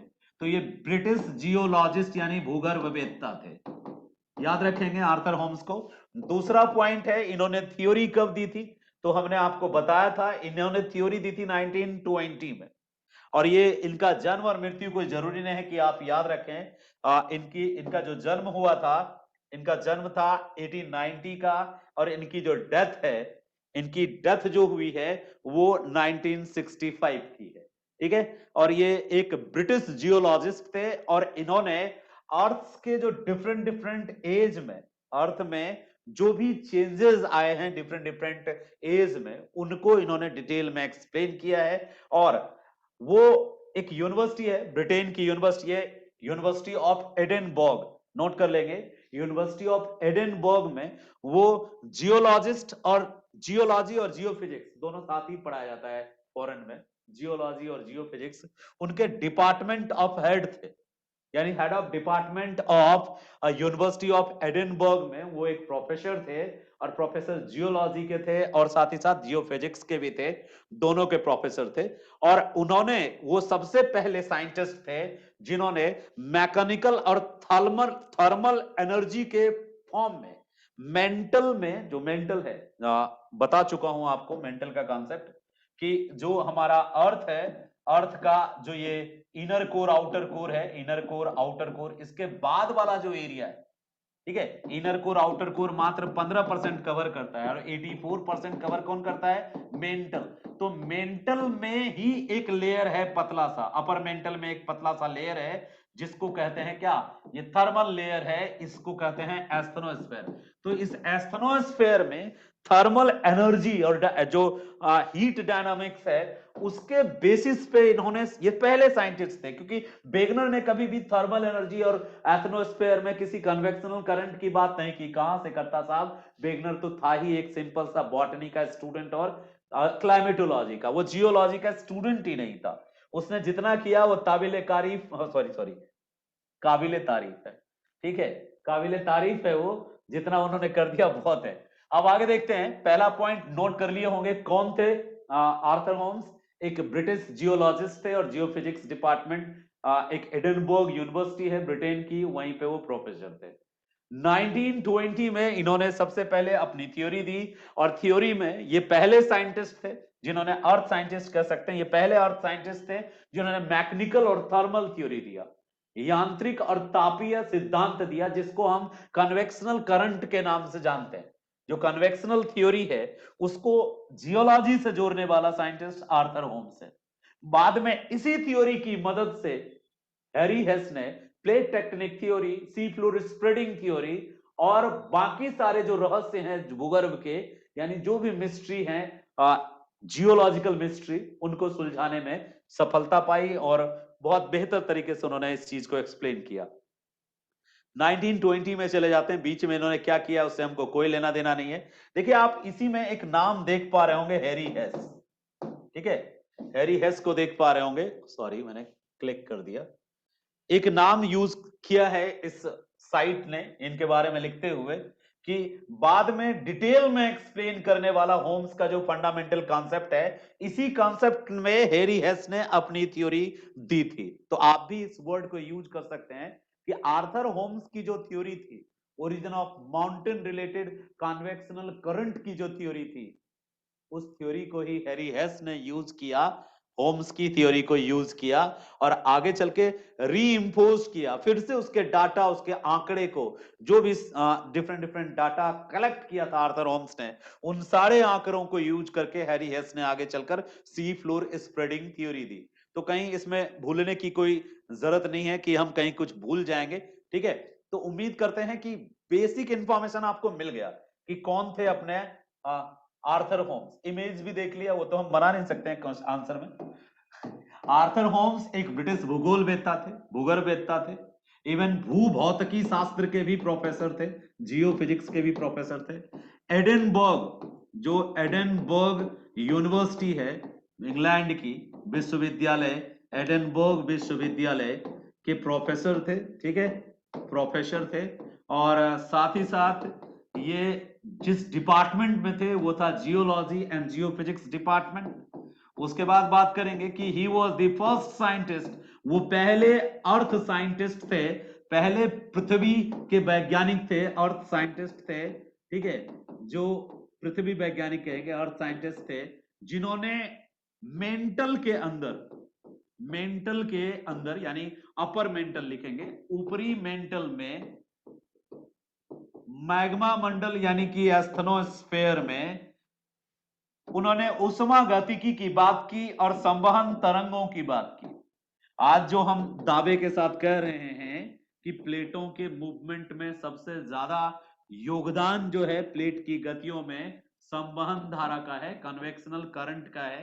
तो ये जो संवहन धारा का सिद्धांत है, सबसे पहले देने वाला जो वैज्ञानिक है वो वैज्ञानिक है हमारा आर्थर होम्स। आर्थर होम्स ने यह थ्योरी जो दी थी, किस पर्पस से दी थी? उन्होंने इस थ्योरी का उपयोग पर्वतों की उत्पत्ति समझाने के लिए किया था। यहां तक सबको क्लियर हो गया होगा, डायलॉग हो गया, इंट्रोडक्शन हो गया। अब एजम्पशंस पे आते हैं कि क्या उनका एजम्पशंस था। इंट्रो लिख लेंगे ना, ठीक है, हम उम्मीद करते हैं आपसे कि आप इंट्रो लिख लेंगे। एजम्पशंस में हम बताएंगे कि ज्यादातर आर्थर होम्स के पहले जितने भी साइंटिस्ट थे, पर्वत की उत्पत्ति को समझाने के लिए जियोसिंक्लाइन थ्योरी यूज करते थे। मेरे बात पर ध्यान देना, अभी मैं जियोसिंक्लाइन तुमको बताता हूं कि क्या होता है जियोसिंक्लाइन। इसको भूसन्नति का सिद्धांत कहते हैं। क्या कहते हैं? भूसन्नति। जब तुम हिमालय की उत्पत्ति पढ़ोगे, आप जब हिमालय का ओरिजिन पढ़ोगे ना सर, ठीक है। अच्छा, संतोष जी का अलग सवाल है, वो कह रहे हैं मंदार हिल कैसे बना, बताते हैं। वो रेसिडुअल माउंटेन है। क्या है वो? Residual mountain. रेसिडुअल किसको बोलते हैं? अवशिष्ट पर्वत श्रेणी। कल की क्लास जो हुई थी उसमें मैंने बताया था पर्वत जो है उसको कई आधारों पे बांटा जाता है। एक पर्वत क्या है? जो टेक्टोनिक मूवमेंट के कारण बना है। टेक्टोनिक माउंटेन्स को ही मौलिक माउंटेन्स भी कहते हैं, ठीक है, मेन माउंटेन्स कहते हैं। एक जो है रेसिडुअल, जो बचे हुए पर्वत हैं, ये उत्पत्ति प्रक्रिया के आधार पर पर्वतों को दो भागों में बांटा जाता है, एक टेक्टोनिक माउंटेन्स और दूसरा रेसिडुअल माउंटेन्स। तो मंदार रेसिडुअल माउंटेन्स है, यानी अवशिष्ट पर्वत का उदाहरण है। आगे देख लो, यहां आ जाओ पहले होम्स के पास। कौन थे Arthur Holmes? British geologist and geo scientist, geophysics scientist. कहाँ काम करते थे वो? ही वॉज अ प्रोफेसर और head of department of geophysics and geology in Edinburgh University of England। और उनकी क्या स्पेशलिटी है, किस लिए वो अमर हो गए? He was the first scientist who had given the theory of the convectional current related with the origin of mountains। उन्होंने जो, वो पहले व्यक्ति थे जिन्होंने थर्मल थ्योरी दी, जिन्होंने कन्वेक्शनल थ्योरी दी 1920 में। जब वेगनर पॉपुलर हुआ उसी टाइम पे, वेगनर के बाद जस्ट उन्होंने अपनी थ्योरी दी, और सबसे यूनिक थ्योरी थी। क्यों? बिफोर आर्थर होम्स के पहले जितने भी वैज्ञानिक थे, those who are talking about the origin of mountains, they had only one theory, that was all theories were related with the geosyncline। अब कई बच्चों को नहीं पता होगा कि क्या होता है जियोसिंक्लाइन, तो मैं बताता हूं। हिमालय की जो उत्पत्ति है ना, उस हिमालय की उत्पत्ति को भी लोग पहले जियोसिंक्लाइन थ्योरी से ही बताते थे। आज भी बहुत सारे ऐसे टीचर्स हैं जिनको कि नहीं पता, जो ज्योग्राफी ऑप्शनल वाले नहीं है, कई सारे ऐसे टीचर्स हैं जिनका ज्योग्राफी से कोई ज्यादा रिश्ता नहीं है, लेकिन कॉम्पिटिटिव एज में उन्होंने ज्योग्राफी की पढ़ाई करी, तो वो आपको ज्योग्राफी पढ़ा रहे हैं। प्रोफेसर साहब की बात नहीं कर रहे हैं, इलाहाबाद वाले तो खैर प्रोफेसर हैं तो प्रोफेसर ही होंगे। ज्यादातर बच्चे जो हैं, जो ज्योग्राफी पढ़ाने वाले बच्चे जो भी हैं, वो ज्योग्राफी डेप्थ में नहीं पढ़ा पाते। कारण क्या है कि उन्होंने ज्योग्राफी का ऑप्शनल उतना डेप्थ में नहीं पढ़ा है। जैसे देखो, आप हिमालय की उत्पत्ति पढ़ते होगे ना, हम भी और आप भी, सब लोग बचपन में जो पढ़े होंगे, उन्होंने पढ़ा होगा कि भारत का भूखंड था ये वाला, और ये चीन का भूखंड था, इनके बीच में 33 सागर बहता था, और 33 सागर में दोनों ओर की नदियां अवसाद लाके गिराती थी। तो नदियों के द्वारा लाए गए अवसाद के कारण, सेडिमेंट के कारण, लेयर बाय लेयर, जब सब्सिडेंस ऑफ द सेडिमेंट्स हुआ, यानी अवसादीकरण की प्रक्रिया कह सकते हैं, सेडिमेंटेशन, तो इससे 33 सागर की तली पर दबाव पड़ा। सुना होगा ना ऐसा आपने? आपने यही सुना होगा हिमालय की उत्पत्ति का। आपने जो सिद्धांत, यदि आपने सिर्फ यही सिद्धांत सुना है कि भारत के भूखंड और यूरेशिया यानी चीन के भूखंड के बीच में 33 सागर था, छिछला सागर सैलो एक सी था, कम गहरे को बोलते हैं छिछला, सैलो तो एक सी था, और उसमें दोनों ओर की रिवर्स जो थी वो उसमें सेडिमेंट्स लाके गिरा रही थी। हजारों लाखों वर्षों में इतना ज्यादा सेडिमेंट ला दी कि उस सेडिमेंट से वेट पड़ा बॉटम में, और बॉटम में जब वेट पड़ा तो दोनों ही क्षेत्र के जो भूखंड थे करीब आ गए। ये भारत का भूखंड था, ये चीन का भूखंड था, ये टकरा गया, और टकराने से दो बातें होती है, या तो ये नीचे जाएगी या तो ये ऊपर उठेगी। ठीक है, या तो सिंक्लाइन हो जाएगा या एंटी सिंक्लाइन हो जाएगा। ठीक है, और दोनों को जियो सिंक्लाइन कहते हैं। जियो सिंक्लाइन दो तरह का होता है, एक अंदर धंसना, ये भी जियो सिंक्लाइन है, और एक ऊपर उठना। जब दो लोग टकराएंगे तो दो ही बातें होंगी ना साहब, या तो ये अंदर चली जाएगी और या तो ये ऊपर उठ जाएगी। तो ये यही है एंटी सिंक्लाइन, सिंक्लाइन, ये is equal to geo syncline. और यही हुआ, भारत का भूखंड चीन का भूखंड आपस में टकराया, और जिसके कारण हिमालय की उत्पत्ति हुई। ठीक है, यहां तक ही बताया करते थे पहले, आर्थर होम्स के पहले एक ही थ्योरी थी दुनिया भर के माउंटेन्स के ओरिजिन को एक्सप्लेन करने के लिए, that was geosyncline theory, that was the classical theory, शास्त्रीय सिद्धांत था ये, और हर एक ज्योग्राफर्स यही यूज करते थे। बट इस इंसान ने क्रांति ला दी, इन्होंने इस थ्योरी को यूज नहीं किया, इन्होंने जियोसिंक्लाइन की थ्योरी ही नहीं ली। जियोसिंक्लाइन का मतलब समझ में आ गया होगा आपको, क्या होता है जियोसिंक्लाइन?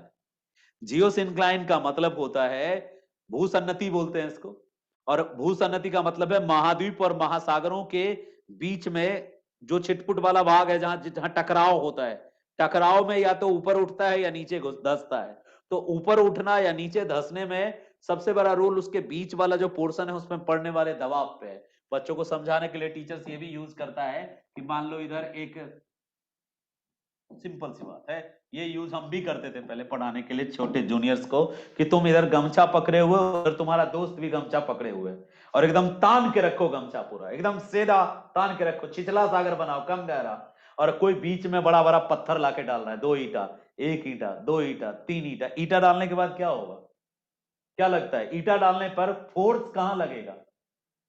जैसे जैसे ईटा बढ़ता जाएगा, ये आदमी जो दूर तक पहले एकदम तान के खड़ा था, दोनों तुमको करीब आता हुआ नजर होगा, और दोनों के हाथ पे प्रेशर पड़ेगा, दोनों का हाथ एक दूसरे की ओर खिंचाएगा, और ये जो खिंचाव आएगा, वो जो नीचे जाएगा, बॉटम नीचे जाएगा, तो नीचे एक समय ऐसा आएगा कि दोनों आके टकरा जाएगा। जब दोनों टकरा जाएगा तो बीच में जो मलबा है, वो मलबा क्या होगा? अपलिफ्ट होगा भाई। मलबा मलबा अपलिफ्ट होगा तो उतना सारा जो डिपोजिट्स है, वही डिफरेंट डिफरेंट सीरीज में मुड़ करके माउंटेन्स बना देगा। और यही था पहले कॉन्सेप्ट माउंटेन के ओरिजिन का। आर्थर होम्स ने कहा कि ना मुन्ना ना। ओरिजिन ऑफ हिमालयाज की जो थ्योरी थी, that was geosyncline theory before Arthur Holmes in 1920। 1920 के पहले हिमालय की उत्पत्ति को ऐसे ही समझाया जाता था, और यही उदाहरण, ये सेम थ्योरी यूज होता था रॉकी, एंडीज, बाकी सब में। और फिर आगमन हुआ हमारे साहब आर्थर होम्स का। आर्थर होम्स ने इस थ्योरी को गलत बताया। उन्होंने कहा कि that theory is not a complete theory. यदि सिर्फ मलबे से हिमालय बना होता तो इतनी बड़ी बड़ी चट्टानें जो इनके बीच में जो रॉक है, इग्नियस रॉक, वो रॉक कहां से आया फिर? ठीक है, उनके अंदर जो चट्टानें हैं, जो इग्नियस रॉक भी बहुत सारे हैं उसमें, केवल सेडिमेंट्री नहीं है ना, बहुत सारा ऊंचा चट्टान है, पत्थर है, वो कैसे फॉर्म हुआ फिर? इग्नियस रॉक कैसे फॉर्म हुआ उसमें? वॉल्केनिक इरप्शन कैसे हुआ? तो जियोसिंक्लाइन वालों का कहना था कि जब तली में इतनी हलचल हुई तो मैग्मा बाहर आ गया। आर्थर होम्स का कहना था कि यदि जियोसिंक्लाइन से ये माउंटेन सीरीज बने होते तो इनकी हाइट इतनी नहीं होती, क्योंकि मलबा जो होता है, सेडिमेंट जो होता है, वो लिमिटेड अमाउंट में होता है, और लिमिटेड अमाउंट का सेडिमेंट फैल जाता, क्योंकि उसकी फैलने की, वो लिक्विड फॉर्म में होता है ज्यादातर, और पानी है, अंश है, जल है, तो उसको लेके बह जाता, तो वो प्लेटू बनाता, ना कि माउंटेन। तो वहां पे जियोसिंक्लाइन की कई कमजोरियां निकाल ली उसने, और उसके बाद उन्होंने थ्योरी दी।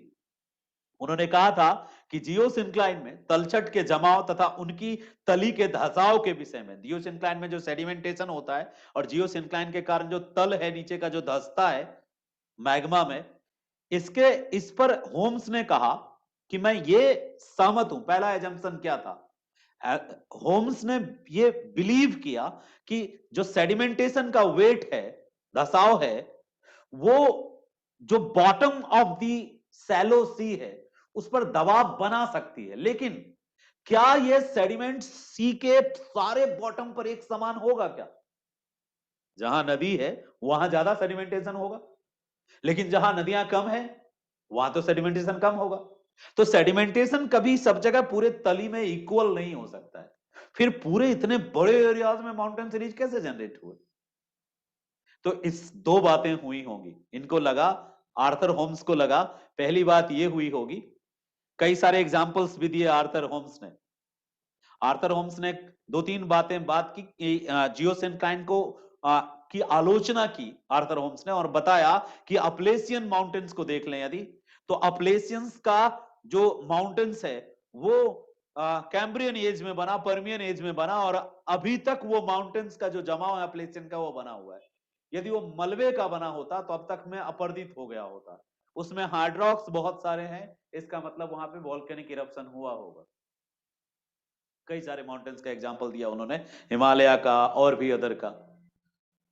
तो फिर इन्होंने अपनी थ्योरी एक्सप्लेन की। ये सहमत नहीं थे। एजम्पशन इनका क्या था? इनका एजम्पशन था कि जियोसिंक्लाइन कैन नॉट बी, जो भूसन्नति है वही केवल रिस्पॉन्सिबल नहीं हो सकती ओरिजिन के, माउंटेन के ओरिजिन के लिए, क्योंकि जियोसिंक्लाइन यदि सेडिमेंटेशन के बेस पे होता है, अवसादीकरण के बेस पे होता है, तो the quantity of the sediments can not be equal all over the bottom. Sediments की जो मात्रा होगी पूरे सब जगह एक जैसी नहीं होगी, तो उसका दबाव भी एक जैसा नहीं होना चाहिए, और इस आधार पर इतने बड़े माउंटेन सीरीज का फॉर्मेशन केवल इस सेडिमेंट से नहीं हो सकता है। वहां निश्चित रूप से वॉल्केनिक इरप्शंस भी हुए होंगे, या मैग्मा एक जगह से दूसरी जगह डिस्प्लेस हुई होगी, यानी जहां वो धंसा होगा तो आसपास मैग्मा डिस्प्लेस हुई होगी, दरारों से दूसरी तरफ निकला होगा। जैसे हम कीचड़ में इतना बड़ा पत्थर फेंकें, ये मान लीजिए बॉटम ऑफ द ओशियन है, इस पर दबाव पड़ा और ये धंसा, ये क्या हुआ, उस कीचड़ में मैग्मा में धंसा, तो इसके किनारे किनारे से ये मैग्मा ऊपर की ओर क्या होगा, फैलेगा, निकलेगा। तो इन दरारों से जब मैग्मा निकलेगा तो वहां पे वॉल्केनिक इरप्शन हो सकता है और माउंटेन्स क्रिएट हो सकता है, ऐसा माना किसने, होम्स महोदय ने। यानी होम्स महोदय ने डिपॉजिट से ज्यादा इंपॉर्टेंस किसको दिया, मैग्मा को। और फिर पहला पॉइंट उन्होंने लिया कि मैग्मा का निश्चित तौर पर क्या होता रहता है, स्थानांतरण होता रहता है, ट्रांसफर होती है मैग्मा एस्ट्रोनोस्फेयर में। पहला कॉन्सेप्ट बता रहा हूं, वेगनर का पहला मेन थ्योरी का पहला कॉन्सेप्ट है कि मैग्मा जो होता है वो ट्रांसफर होता है एस्ट्रोनोस्फेयर में, उसका स्थानांतरण एक स्थान से दूसरी स्थान वो मूव करता है। यानी मैग्मा चुपचाप तालाब की पानी की तरह नहीं रहता, मैग्मा नदी की पानी की तरह फ्लो करता है, मूव करता है। ये पहला कॉन्सेप्ट था, ये भी एजम्पशन में डाल सकते हैं कि होम्स ने सबसे पहले ये माना कि क्रस्ट की रचना 3 परतों में हुई है। जो क्रस्ट है वो 3 लेयर से बना है। सबसे ऊपर क्रस्ट का जो परत है वो सेडिमेंट्री सेल का है, बाहरी परत है। बाहरी परत जो क्रस्ट का है, क्रस्ट जो सबसे ऊपरी परत होती है पृथ्वी की, जिस पर महाद्वीप और महासागर है वो क्रस्ट है। जिस पर महाद्वीप है और जिस पर महासागर है, जो महाद्वीप और महासागर की तली बनाता है वो क्रस्ट है। और क्रस्ट का ऊपरी परत जिसको होम्स ने बाह्य परत कहा, उसका नाम क्या रखा होम्स ने, उसको कहा उन्होंने कि ये सेडिमेंट्री लेयर है। क्रस्ट में 3 लेयर होते हैं। ये किसका स्टेटमेंट है, होम्स का स्टेटमेंट, आर्थर होम्स का। क्रस्ट क्या होता है, पृथ्वी की सबसे ऊपरी परत। ये और किसी ने नहीं बताया, इन्होंने ही बताया कि क्रस्ट में भी 3 लेयर होते हैं। पहला लेयर को उन्होंने कहा कि ये लेयर सेडिमेंट्री का होता है, सबसे ऊपर जिसमें पानी मिलता है, खनिज तेल मिलता है, कोयला मिलता है, ये सेडिमेंट्री लेयर है। ज्यादा गहराई तक नहीं मिलेगा, सेडिमेंट्री लेयर तक ही मिलेगा। नेचुरल गैस, कोल, पेट्रोलियम, पानी जो भी मिलेगा सब ऊपर वाले लेयर में मिलता है। ये बाहरी परत है, बाहरी लेयर है, ठीक है।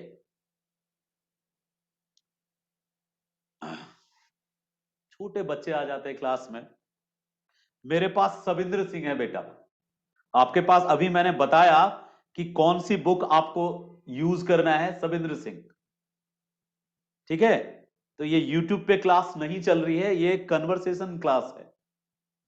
बुक्स इंपॉर्टेंट होते हैं और हमेशा बुक्स को फॉलो करना चाहिए। अपने मन से जब हम बकवास बनाते हैं तो उससे हम पॉपुलर तो हो जाते हैं, लेकिन वो बकवास जो हायर स्टैंडर्ड्स के प्रोफेसर हैं उसको, वो आर्थर होम्स की सुनेंगे, वो मेरी नहीं सुनेंगे। और हम अपनी समझ अपने स्तर पे बनाते हैं। हर व्यक्ति, हर कई सारे टीचर्स जो हैं वो अपनी समझ आप पे इंजेक्ट करते हैं, लेकिन आपको हमेशा किसी को भी सुनो तो पहले एक बुक जरूर रीड करना चाहिए। जान के मैंने अभी एक एनसीईआरटी स्क्रीनशॉट भेजा, और अभी मैं आपको जो सविंद्र सिंह का कॉन्सेप्ट है वो आपको बता रहा हूं। सविंद्र सिंह में आर्थर होम्स को एक्सप्लेन जो किया गया है। तो यदि आपके पास सविंद्र सिंह है तो उससे देख लेना, बाद में कई बातें मिलेंगी और कुछ बातें जो हमारी समझ दूसरी बुक से है उससे भी हम आपके साथ एक्सप्लेन कर रहे हैं। 2 किताबें मेरे पास है, एक सविंद्र सिंह का है जियोमॉर्फोलॉजी, उससे बात कर रहा हूं, और दूसरी किताब है हमारे पास डीआर खुल्लर की, ठीक है, डीआर खुल्लर की। जी जी, बिल्कुल। कोई भी एक बुक लीजिए, और मेरी बात आप हमेशा देखिए, छोटे बच्चों की तरह नहीं, थोड़ा मैच्योर बनिए। जो नॉलेज अपन शेयर कर रहे हैं ना उस पे फोकस करिए, और बाद में उस नॉलेज का क्रॉस चेक कैसे करना है, कोई एक ऑथेंटिक बुक से पढ़ के। और तब आपको ऐसा फील आएगा कि जो चीजें यहां लिखी है ना, उन चीजों को अब हम मेमोराइज रख सकते हैं, बिकॉज सर ने हमें इस चीज को एक्सप्लेन किया, डाउट कम हो गया। हम यहाँ मुजवानी रट्टा मार सुनाने नहीं आए हैं। तो दोनों किताब अच्छा है, खुल्लर अच्छा है, और सबकी अपनी अपनी लिमिटेशंस होती है, तुमको कौन सा सूट करता है वो देख लो। चलो डिस्टर्ब मत करना आगे से अब कि कौन सी किताब है, कौन से कलर का गंजी है, टेबल है, ये सब नहीं। सुनो, पहले पूरा फिनिश करने दो, और यदि कोई पर्सनल क्वेश्चन मन में आ रहा है तो हमें पर्सनली व्हाट्सअप कर लेना और हमसे फोन करके बात कर लेना, ठीक है। छोटा नन्हा बच्चा की तरह नहीं है क्लास 2 और 3 वाला कि सर आप कहां से पढ़ा रहे हैं, कौन सा किताब है।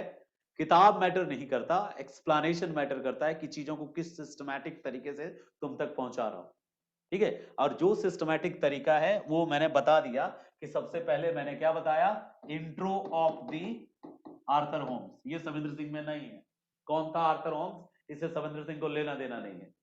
ठीक है, आर्थर होम्स आपको लेना देना है क्योंकि इंट्रो में आप बताना ही was a British geologist, he was a earth scientist. It means वो जियोफिजिक्स का प्रोफेसर थे और साथ ही साथ वो किसके प्रोफेसर थे, जियोलॉजी के। फिर बताना कि he was the first scientist for earth, पहला वो वैज्ञानिक थे भूगोल के जिन्होंने बात की मेंटल में तापमान, टेम्परेचर, मेंटल में टेम्परेचर से रिलेटेड एक थ्योरी, थर्मल थ्योरी उन्होंने दी।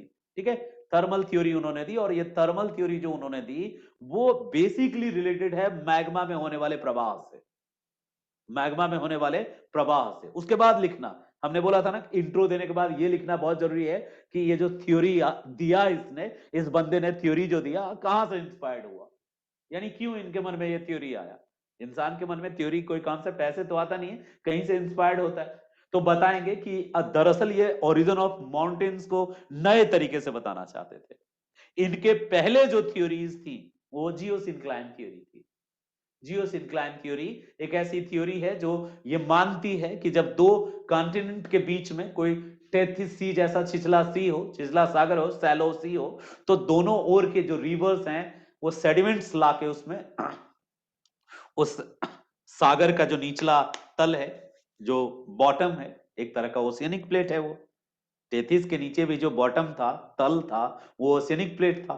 तो उस ओशियनिक प्लेट पर दोनों ओर के जो मलबे थे गिरते गए हजारों लाखों वर्षों तक। उन मलबों से उसकी पेंदी में एक भराव हुआ, सेडिमेंटेशन हुआ, अवसादीकरण हुआ, उससे पेंदी पर दबाव बढ़ा। जैसे मैंने एक एग्जांपल दिया गमछा फैला के ईंटा डालने वाला, तो दोनों दोनों किनारे पर दबाव पड़ा और दबाव के कारण दोनों किनारे टकराए। तो किनारा टकराने पे जो नीचे मलबा था, उस मलबा में से कुछ मलबा ऊपर आया जिससे माउंटेन्स बने, और जो वो बॉटम में जो प्लेट था वो प्लेट मैग्मा में ट्रांसफर हो गया, तो उससे कुछ मैग्मा डिस्प्लेस हुआ वहां से। तो आसपास वॉल्केनिक एक्सप्लोजन भी हुए, यानी ज्वालामुखी भी कुछ फटा और कुछ मैग्मा बाहर आके आग्नेय चट्टान जैसा शेप भी लिया, तो कई सीरीज, माउंटेन सीरीज भी बना, माउंटेन सीरीज बना। यही थ्योरी क्या कहलाती थी, जियोसिंक्लाइन थ्योरी कहलाती थी। हिमालय, रॉकी, एंडीज, आल्प्स, सब के ओरिजिन को इसी थ्योरी से जोड़ा जाता था बिफोर 1920। और फिर 1920 में मिस्टर आर्थर होम्स आए। होम्स साहब ने कहा कि जियोसिंक्लाइन जो थ्योरी है ये 100% हम इससे सहमत नहीं है। उन्होंने दो बातें रखी, क्या, सेडिमेंटेशन सब जगह इक्वल हो नहीं सकता, क्योंकि रिवर जो देगी वो अपना सेडिमेंट एक पर्टिकुलर एरियाज में फैलाएगी अपने माउथ के पास। तो नंबर ऑफ रिवर सब जगह एक सिमिलर है, एक जैसा तो है नहीं दोनों कोस्ट पे।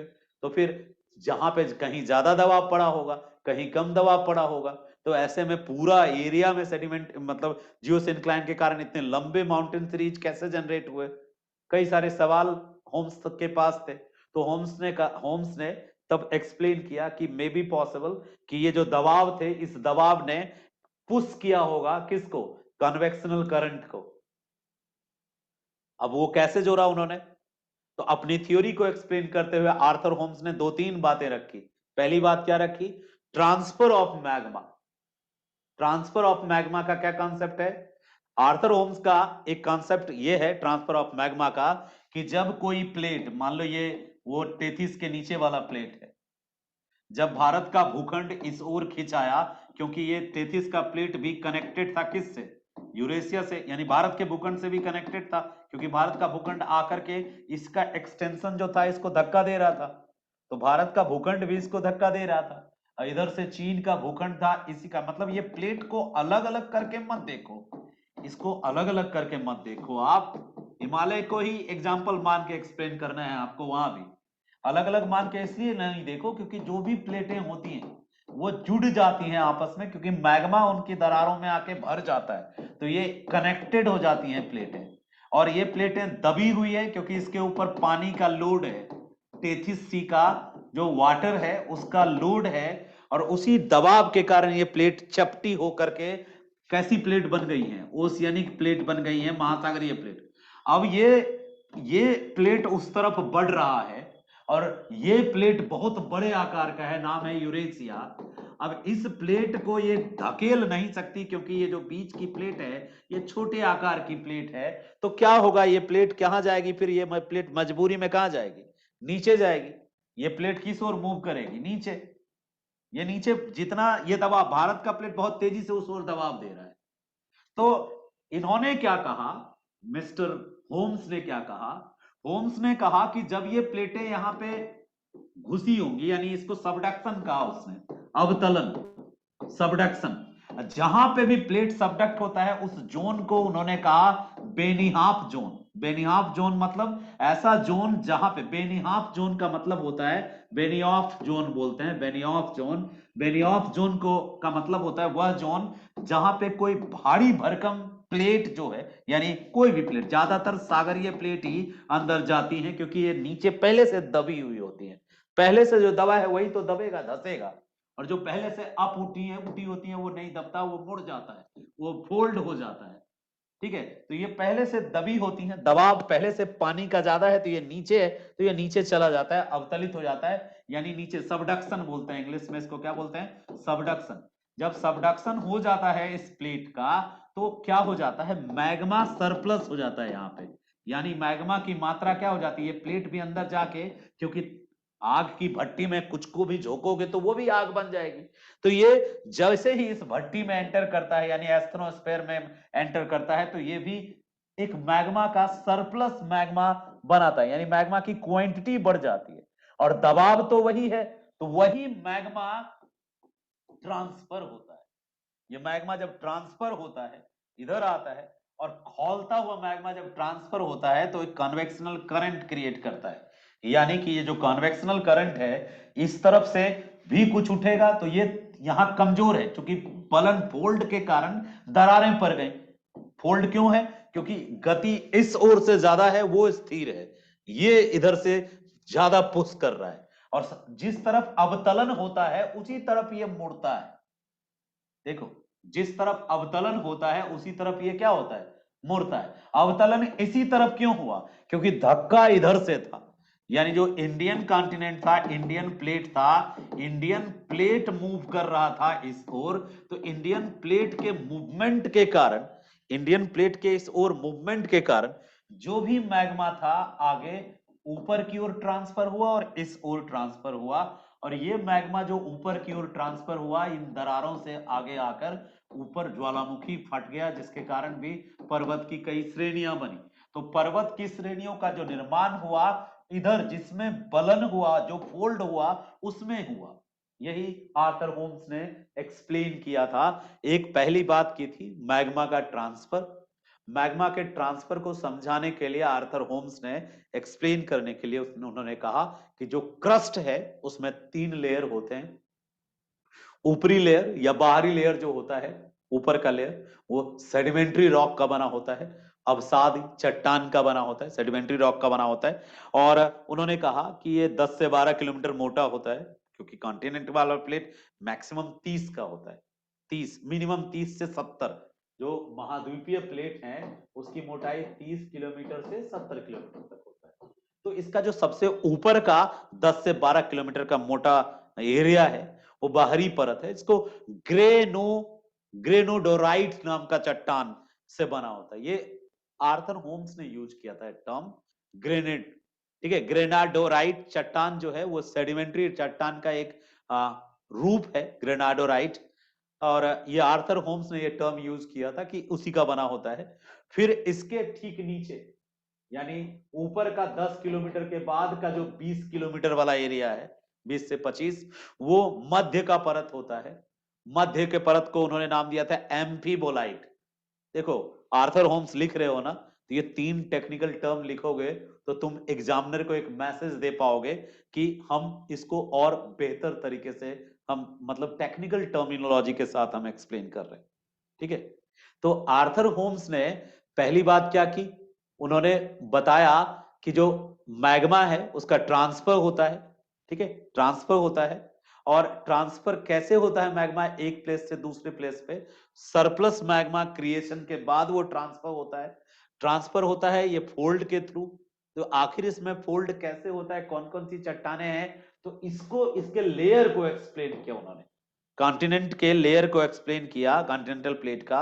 और उन्होंने कहा कि जो क्रस्ट है उसका ऊपरी परत जो होता है वो ग्रेनेडोराइट चट्टान का बना होता है, बीच का परत जो होता है वो एम्फीबोलाइट का बना होता है, और जो सबसे निचली परत होती है उसको उन्होंने कहा कि ये इक्लोजाइट होता है या पेरिडोटाइट होता है। आपको ये 3 टेक्निकल टर्म कोशिश करने हैं याद रखने के, होम्स के स्पेशल औजार हैं ये, इन्होंने होम्स ने ही यूज किया ये 3 टर्म। और इसको उन्होंने बताया कि जो जो सबसे नीचे होता है ना वो रवादार चट्टानों का बना होता है, और उसके नीचे जो होता है वो कांच की तरह होता है। जो सबसे निचला भाग होता है वो कांच के समान होता है, बिल्कुल। और फिर उन्होंने ये कहा कि मध्यवर्ती परत में से मैग्मा के स्थानांतरित हो जाने पे धसाव होता है।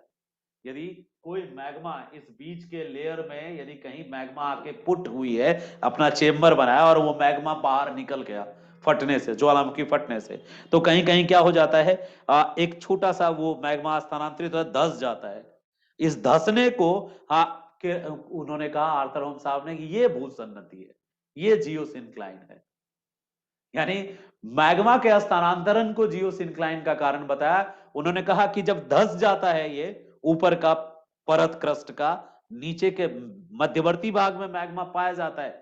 मैग्मा जो नीचे से इंजेक्ट होता है स्टेनोस्फीयर से, वो क्रस्ट के मध्यवर्ती भाग में आके कहीं जमा हो जाता है, और इस तरह का कहीं टकराव होता है, दरार पड़ती है, वो मैग्मा बाहर निकल आता है। तो अंदर जो खोखली जगह है उसमें ऊपर के दबाव के कारण धस जाती है चट्टाने। जब चट्टानों का बहुत बड़ा एरिया धस जाता है तो एक गड्ढा निर्मित होता है, उसको उन्होंने कहा कि ये सिंक्लाइन है, ये सिंक्लाइन है। यानी जियो सिंक्लाइन को आर्थर होम्स ने थोड़ा अलग तरीके से एक्सप्लेन किया, बतलाया। उन्होंने एक और बात बतलाई कि जो कोरल सी है, या तस्मान सी है, या आरापुरा सी है, या बेडाल सी है, या रॉस सी है, ये सारे जियो सिंक्लाइन से बने हुए सी हैं। आर्थर होम्स का डायलॉग है ये। जितने भी ये सी बताया ना मैंने, आरापुरा, टस्मान सी, कोरल सी, रॉस सी अंटार्कटिका में है, ये सब के सब जियो सिंक्लाइन से बने हुए सी हैं। और ये इसलिए सिंक्लाइन हुआ, धसा, सिंक्लाइन और एंटी सिंक्लाइन। पर्वत बनता है तो उसको क्या बोलते हैं, एंटी सिंक्लाइन, और नीचे धसता है तो उसको क्या बोलते हैं, जब नीचे कुछ धसता है तो उसको कहते हैं सिंक्लाइन। जियो वही सिंक्लाइन और एंटी सिंक्लाइन। तो ये मैग्मा के ट्रांसफर हो गए वहां से, यानी जो क्रस्ट है वो 3 लेयर में बना हुआ है। क्रस्ट, निचला लेयर जो है और ऊपरी लेयर जो है, ऊपरी लेयर और निचले लेयर को उन्होंने बताया कि जब निचला लेयर स्थिर होता है कांच के समान, इनमें कहीं दरार पड़ती है या कहीं कोई दरार होता है तो ये मैग्मा आके मध्य लेयर में आके जमा हो जाता है कहीं कहीं। और जब कभी ऊपर दरार पड़ता है और ये मैग्मा बाहर निकल जाती है और खाली हो जाता है, या ये जम जाता है, अंदर खोखला हो जाता है, तो ये धस जाता है। और इसके धंसने से जो गहरा क्षेत्र बनता है, उस क्षेत्र के लिए यदि ज्वालामुखी फटा है और उसके आसपास का एरिया धंस गया है, तो इसका मतलब, या फिर यहाँ का मैग्मा जो है ट्रांसफर हो गया कहीं और, दूसरे सोर्स से निकल गया कहीं बाहर, ठीक है, अंदर ही अंदर रूट्स बनाती है मैग्मा चैम्बर, उस सोर्स से बाहर निकल गया मैग्मा, तो ये पूरा खोखला एरिया जो है, इसमें ऊपर के बहुत बड़े टुकड़े चट्टानों के धंस जाते हैं।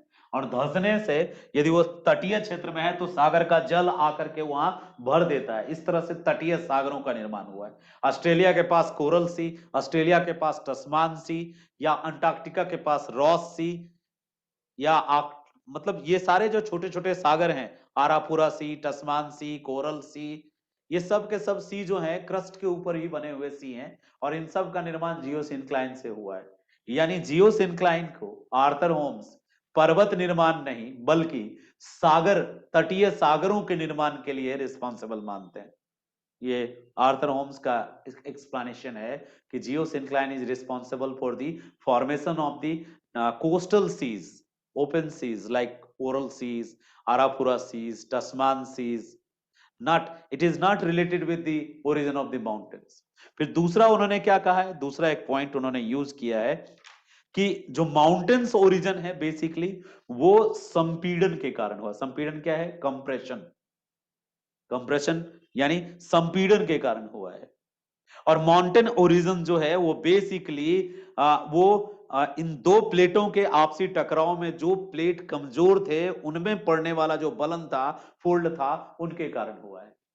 आर्थर होम्स यहां पर कन्वेक्शनल करंट को प्लेट के मूवमेंट के लिए रिस्पॉन्सिबल मानते हैं और कन्वेक्शनल करंट की इमेज के थ्रू उन्होंने हिमालयाज के ओरिजिन, रॉकी के ओरिजिन और एंडीज के ओरिजिन में ये एक्सप्लेन किया कि जो प्लेटें हैं जैसे नजका प्लेट, कोकस प्लेट, हमने जो बताया था आपको नजका वाला एक्सप्लेनेशन बताया पिछले क्लास में कि कैसे नजका ने रोल प्ले किया एंडीज के ओरिजिन में, या फिर कोकस और जियान डिफुका ने रोल प्ले किया रॉकी को के ओरिजिन में। सिमिलरली टेथिस के नीचे जो प्लेट था ओशियनिक प्लेट, उसने क्या रोल प्ले किया हिमालयाज के ओरिजिन में। तो ये एक्सप्लेनेशन माउंटेन ओरिजिन का आर्थर होम्स का है। मैं उम्मीद करता हूं कि आपको ये चीजें कुछ कुछ समझ में आई होंगी और लिखें कैसे और क्रिटिसाइज कैसे करें। मान लीजिए इतनी बातें लिख दिया हमने, जब आर्थर होम्स का इंट्रो लिख दिया आपने, एजम्पशंस में उन्होंने मान लिया कि जियोसिंक्लाइन से पर्वत की उत्पत्ति संभव नहीं है, जबकि वो मानते हैं कि जियोसिंक्लाइन से कोस्टल सीज के ओरिजिन के चांसेस ज्यादा हैं।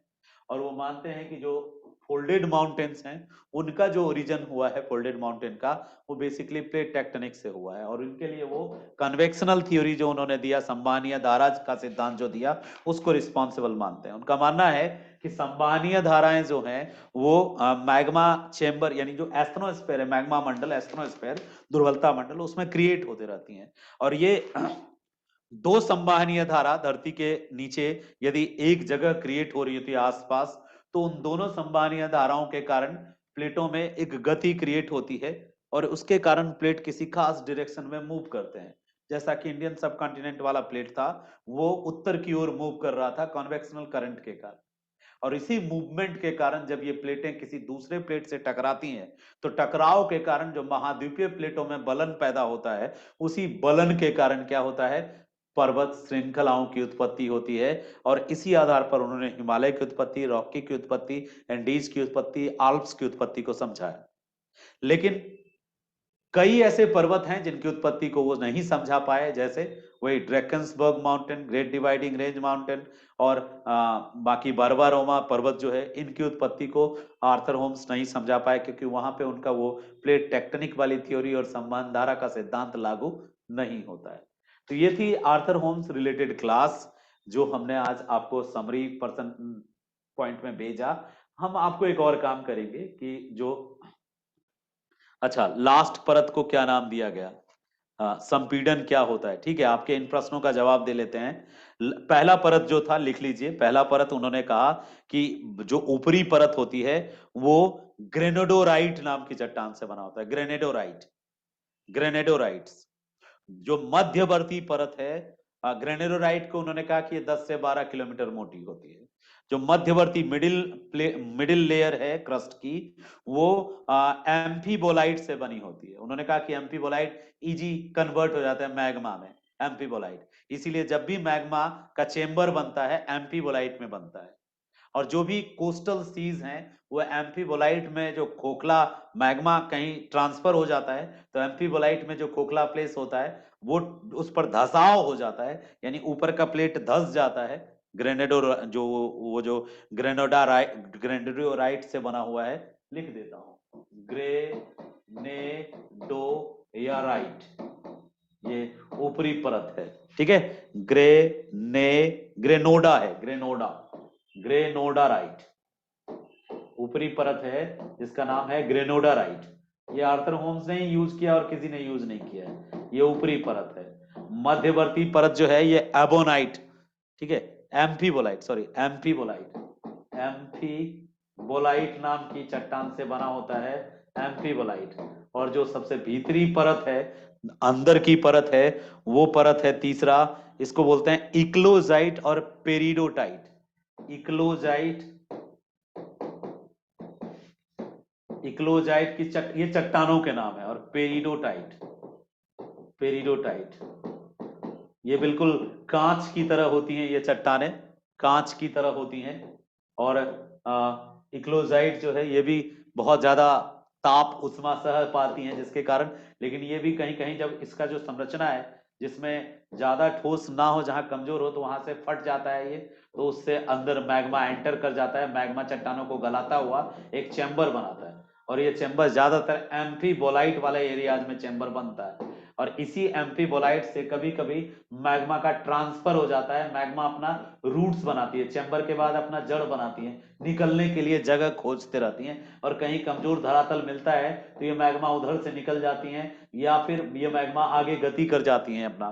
तो जो खोखली जगह बनती है उसमें जब ग्रेनोडा राइट नाम का जो चट्टान वाला एरिया है ये धस जाता है, तो इस धसाव के कारण सागरों का, तटीय सागरों का निर्माण ज्यादा हुआ है, इस धसाव के कारण तटीय क्षेत्रों में इस तरह से मैग्मा ज्यादा क्रिएट करता है अपना चेम्बर, तो वहां पे यदि मैग्मा निकल जाता है तो धसाव होता है, और धसाव के कारण जियोसिंक्लाइन होता है। यानी जियोसिंक्लाइन को उन्होंने छोटे सागरों की उत्पत्ति से जोड़ा है, जियोसिंक्लाइन को आर्थर होम्स ने छोटे सागरों की उत्पत्ति से जोड़ा है, और पर्वतों की उत्पत्ति को उन्होंने संवहन धारा, कन्वेक्शनल करंट से जोड़ा है। तो theory of convectional current and explanation of the geosyncline, दोनों आर्थर होम्स की अपनी इस थ्योरी में एक्सप्लेन किया हुआ है, और आर्थर होम्स ने अपनी थ्योरी को एक्सप्लेन करने के लिए, यानी डिटेल में बताने के लिए कई एग्जांपल्स यूज किए हैं।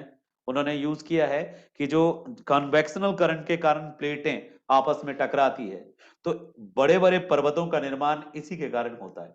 और ये पर्वत कब बनते हैं? कंप्रेशन के कारण। कंप्रेशन, एक बच्चे ने पूछा कि कंप्रेशन क्या है। स्प्रिंग देखो मेरे भाई, संपीड़न बोलते हैं कंप्रेशन को, संपीड़न बोलते हैं इंग्लिश में, थोड़ा स्पेलिंग इसमें मिस्टेक है, माँ आधा होगा, ठीक है,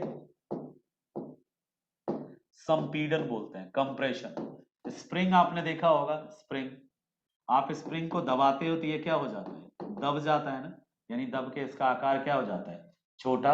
वही ये कंप्रेशन है, कंप्रेस हो जाता है। जैसे मान लो ये चट्टान है, प्लेट है, ठीक है, ये प्लेट है, ये प्लेट है, अभी इस फॉर्म में है, इस प्लेट पे यदि धक्का लगा तो फिर ये प्लेट किस फॉर्म में आ गया? ऐसे ऐसे ऐसे, ठीक है, कंप्रेस हो गया, ये कंप्रेस हो गया यानी मुड़ गया, सिकुड़ गया, जिसके कारण इसके मुड़ने और सिकुड़ने के कारण इसकी आकृति ऐसी हो गई।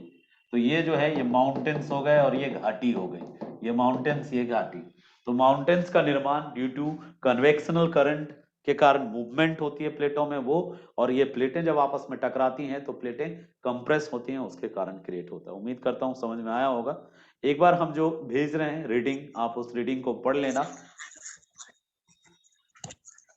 प्लीज। इस तरह से माइक ऑन ना करें, एक बार प्लीज हैंड राइज कर लिया करें ताकि हमको थोड़ा सा सहूलियत हो, क्योंकि इससे इरिटेशन होता है, ठीक है प्लीज। अचानक आप माइक ऑन करेंगे ना तो थोड़ी परेशानी होगी हम लोगों को सबको, क्योंकि हेडफोन लगा के बहुत सारे भाई बहन सुनते हैं तो कान के चदरे पे इफेक्ट पड़ जाएगा। तो प्लीज एक बार हैंड रेज कर लें ताकि हम अपना माइक ऑफ कर लें और आपको सुन लें, ठीक है। नहीं, अब हमारे पास समय का अभाव है, ठीक है, 7:38 हो गए, मेरी दूसरी क्लास है। अभी हम कुछ देर पहले बताए नहीं थे, हम आपको सिस्टम से चलेंगे। टाइमिंग हमने अभी बांध के बताया आपको कि 1 घंटे की आपकी क्लास होगी और आधा घंटा आंसर राइटिंग होगी। तो हम थोड़ा अपने शेड्यूल के साथ काम करेंगे, और अब हम कल क्लास लेंगे। 7:30 हो गया, तो क्षमा चाहेंगे त्यागी जी। हम एक ऑर्गेनाइज्ड वे में हैं, और भी लोग हैं जिनको पढ़ाना है, तो हम कल मिलेंगे। और कल की क्लास जो होगी, हाफ एन आवर जो क्लास होगी वो आपके आंसर राइटिंग पे होगी फोकस्ड। जो भी आप आंसर भेजेंगे, अब आपको कैसे भेजना है ये समझा दिया, उसी के आधार पे आपकी क्लास होगी। Thank you so much. हम जल्दी ही आपको भेजते हैं। आर्थर होम्स के पूरे कॉन्सेप्ट को पढ़ के रखिएगा, तभी आप कल पूछ पाएंगे। और कोई भी 6:30 के पहले, जब तक हम अलाउ ना करें, आप ना पूछें प्लीज, डिस्टर्ब होता है। जब समय निर्धारित होगा उसी समय पूछिएगा। अभी अब कोई हैंड राइज नहीं, कल होगी, कल हम आपको सुन पाएंगे। अब दूसरी क्लास है, हम कल मिलेंगे और कल आपके डाउट सेशन चलेंगे। 7:30 हो गया, आप घर ही देखिए।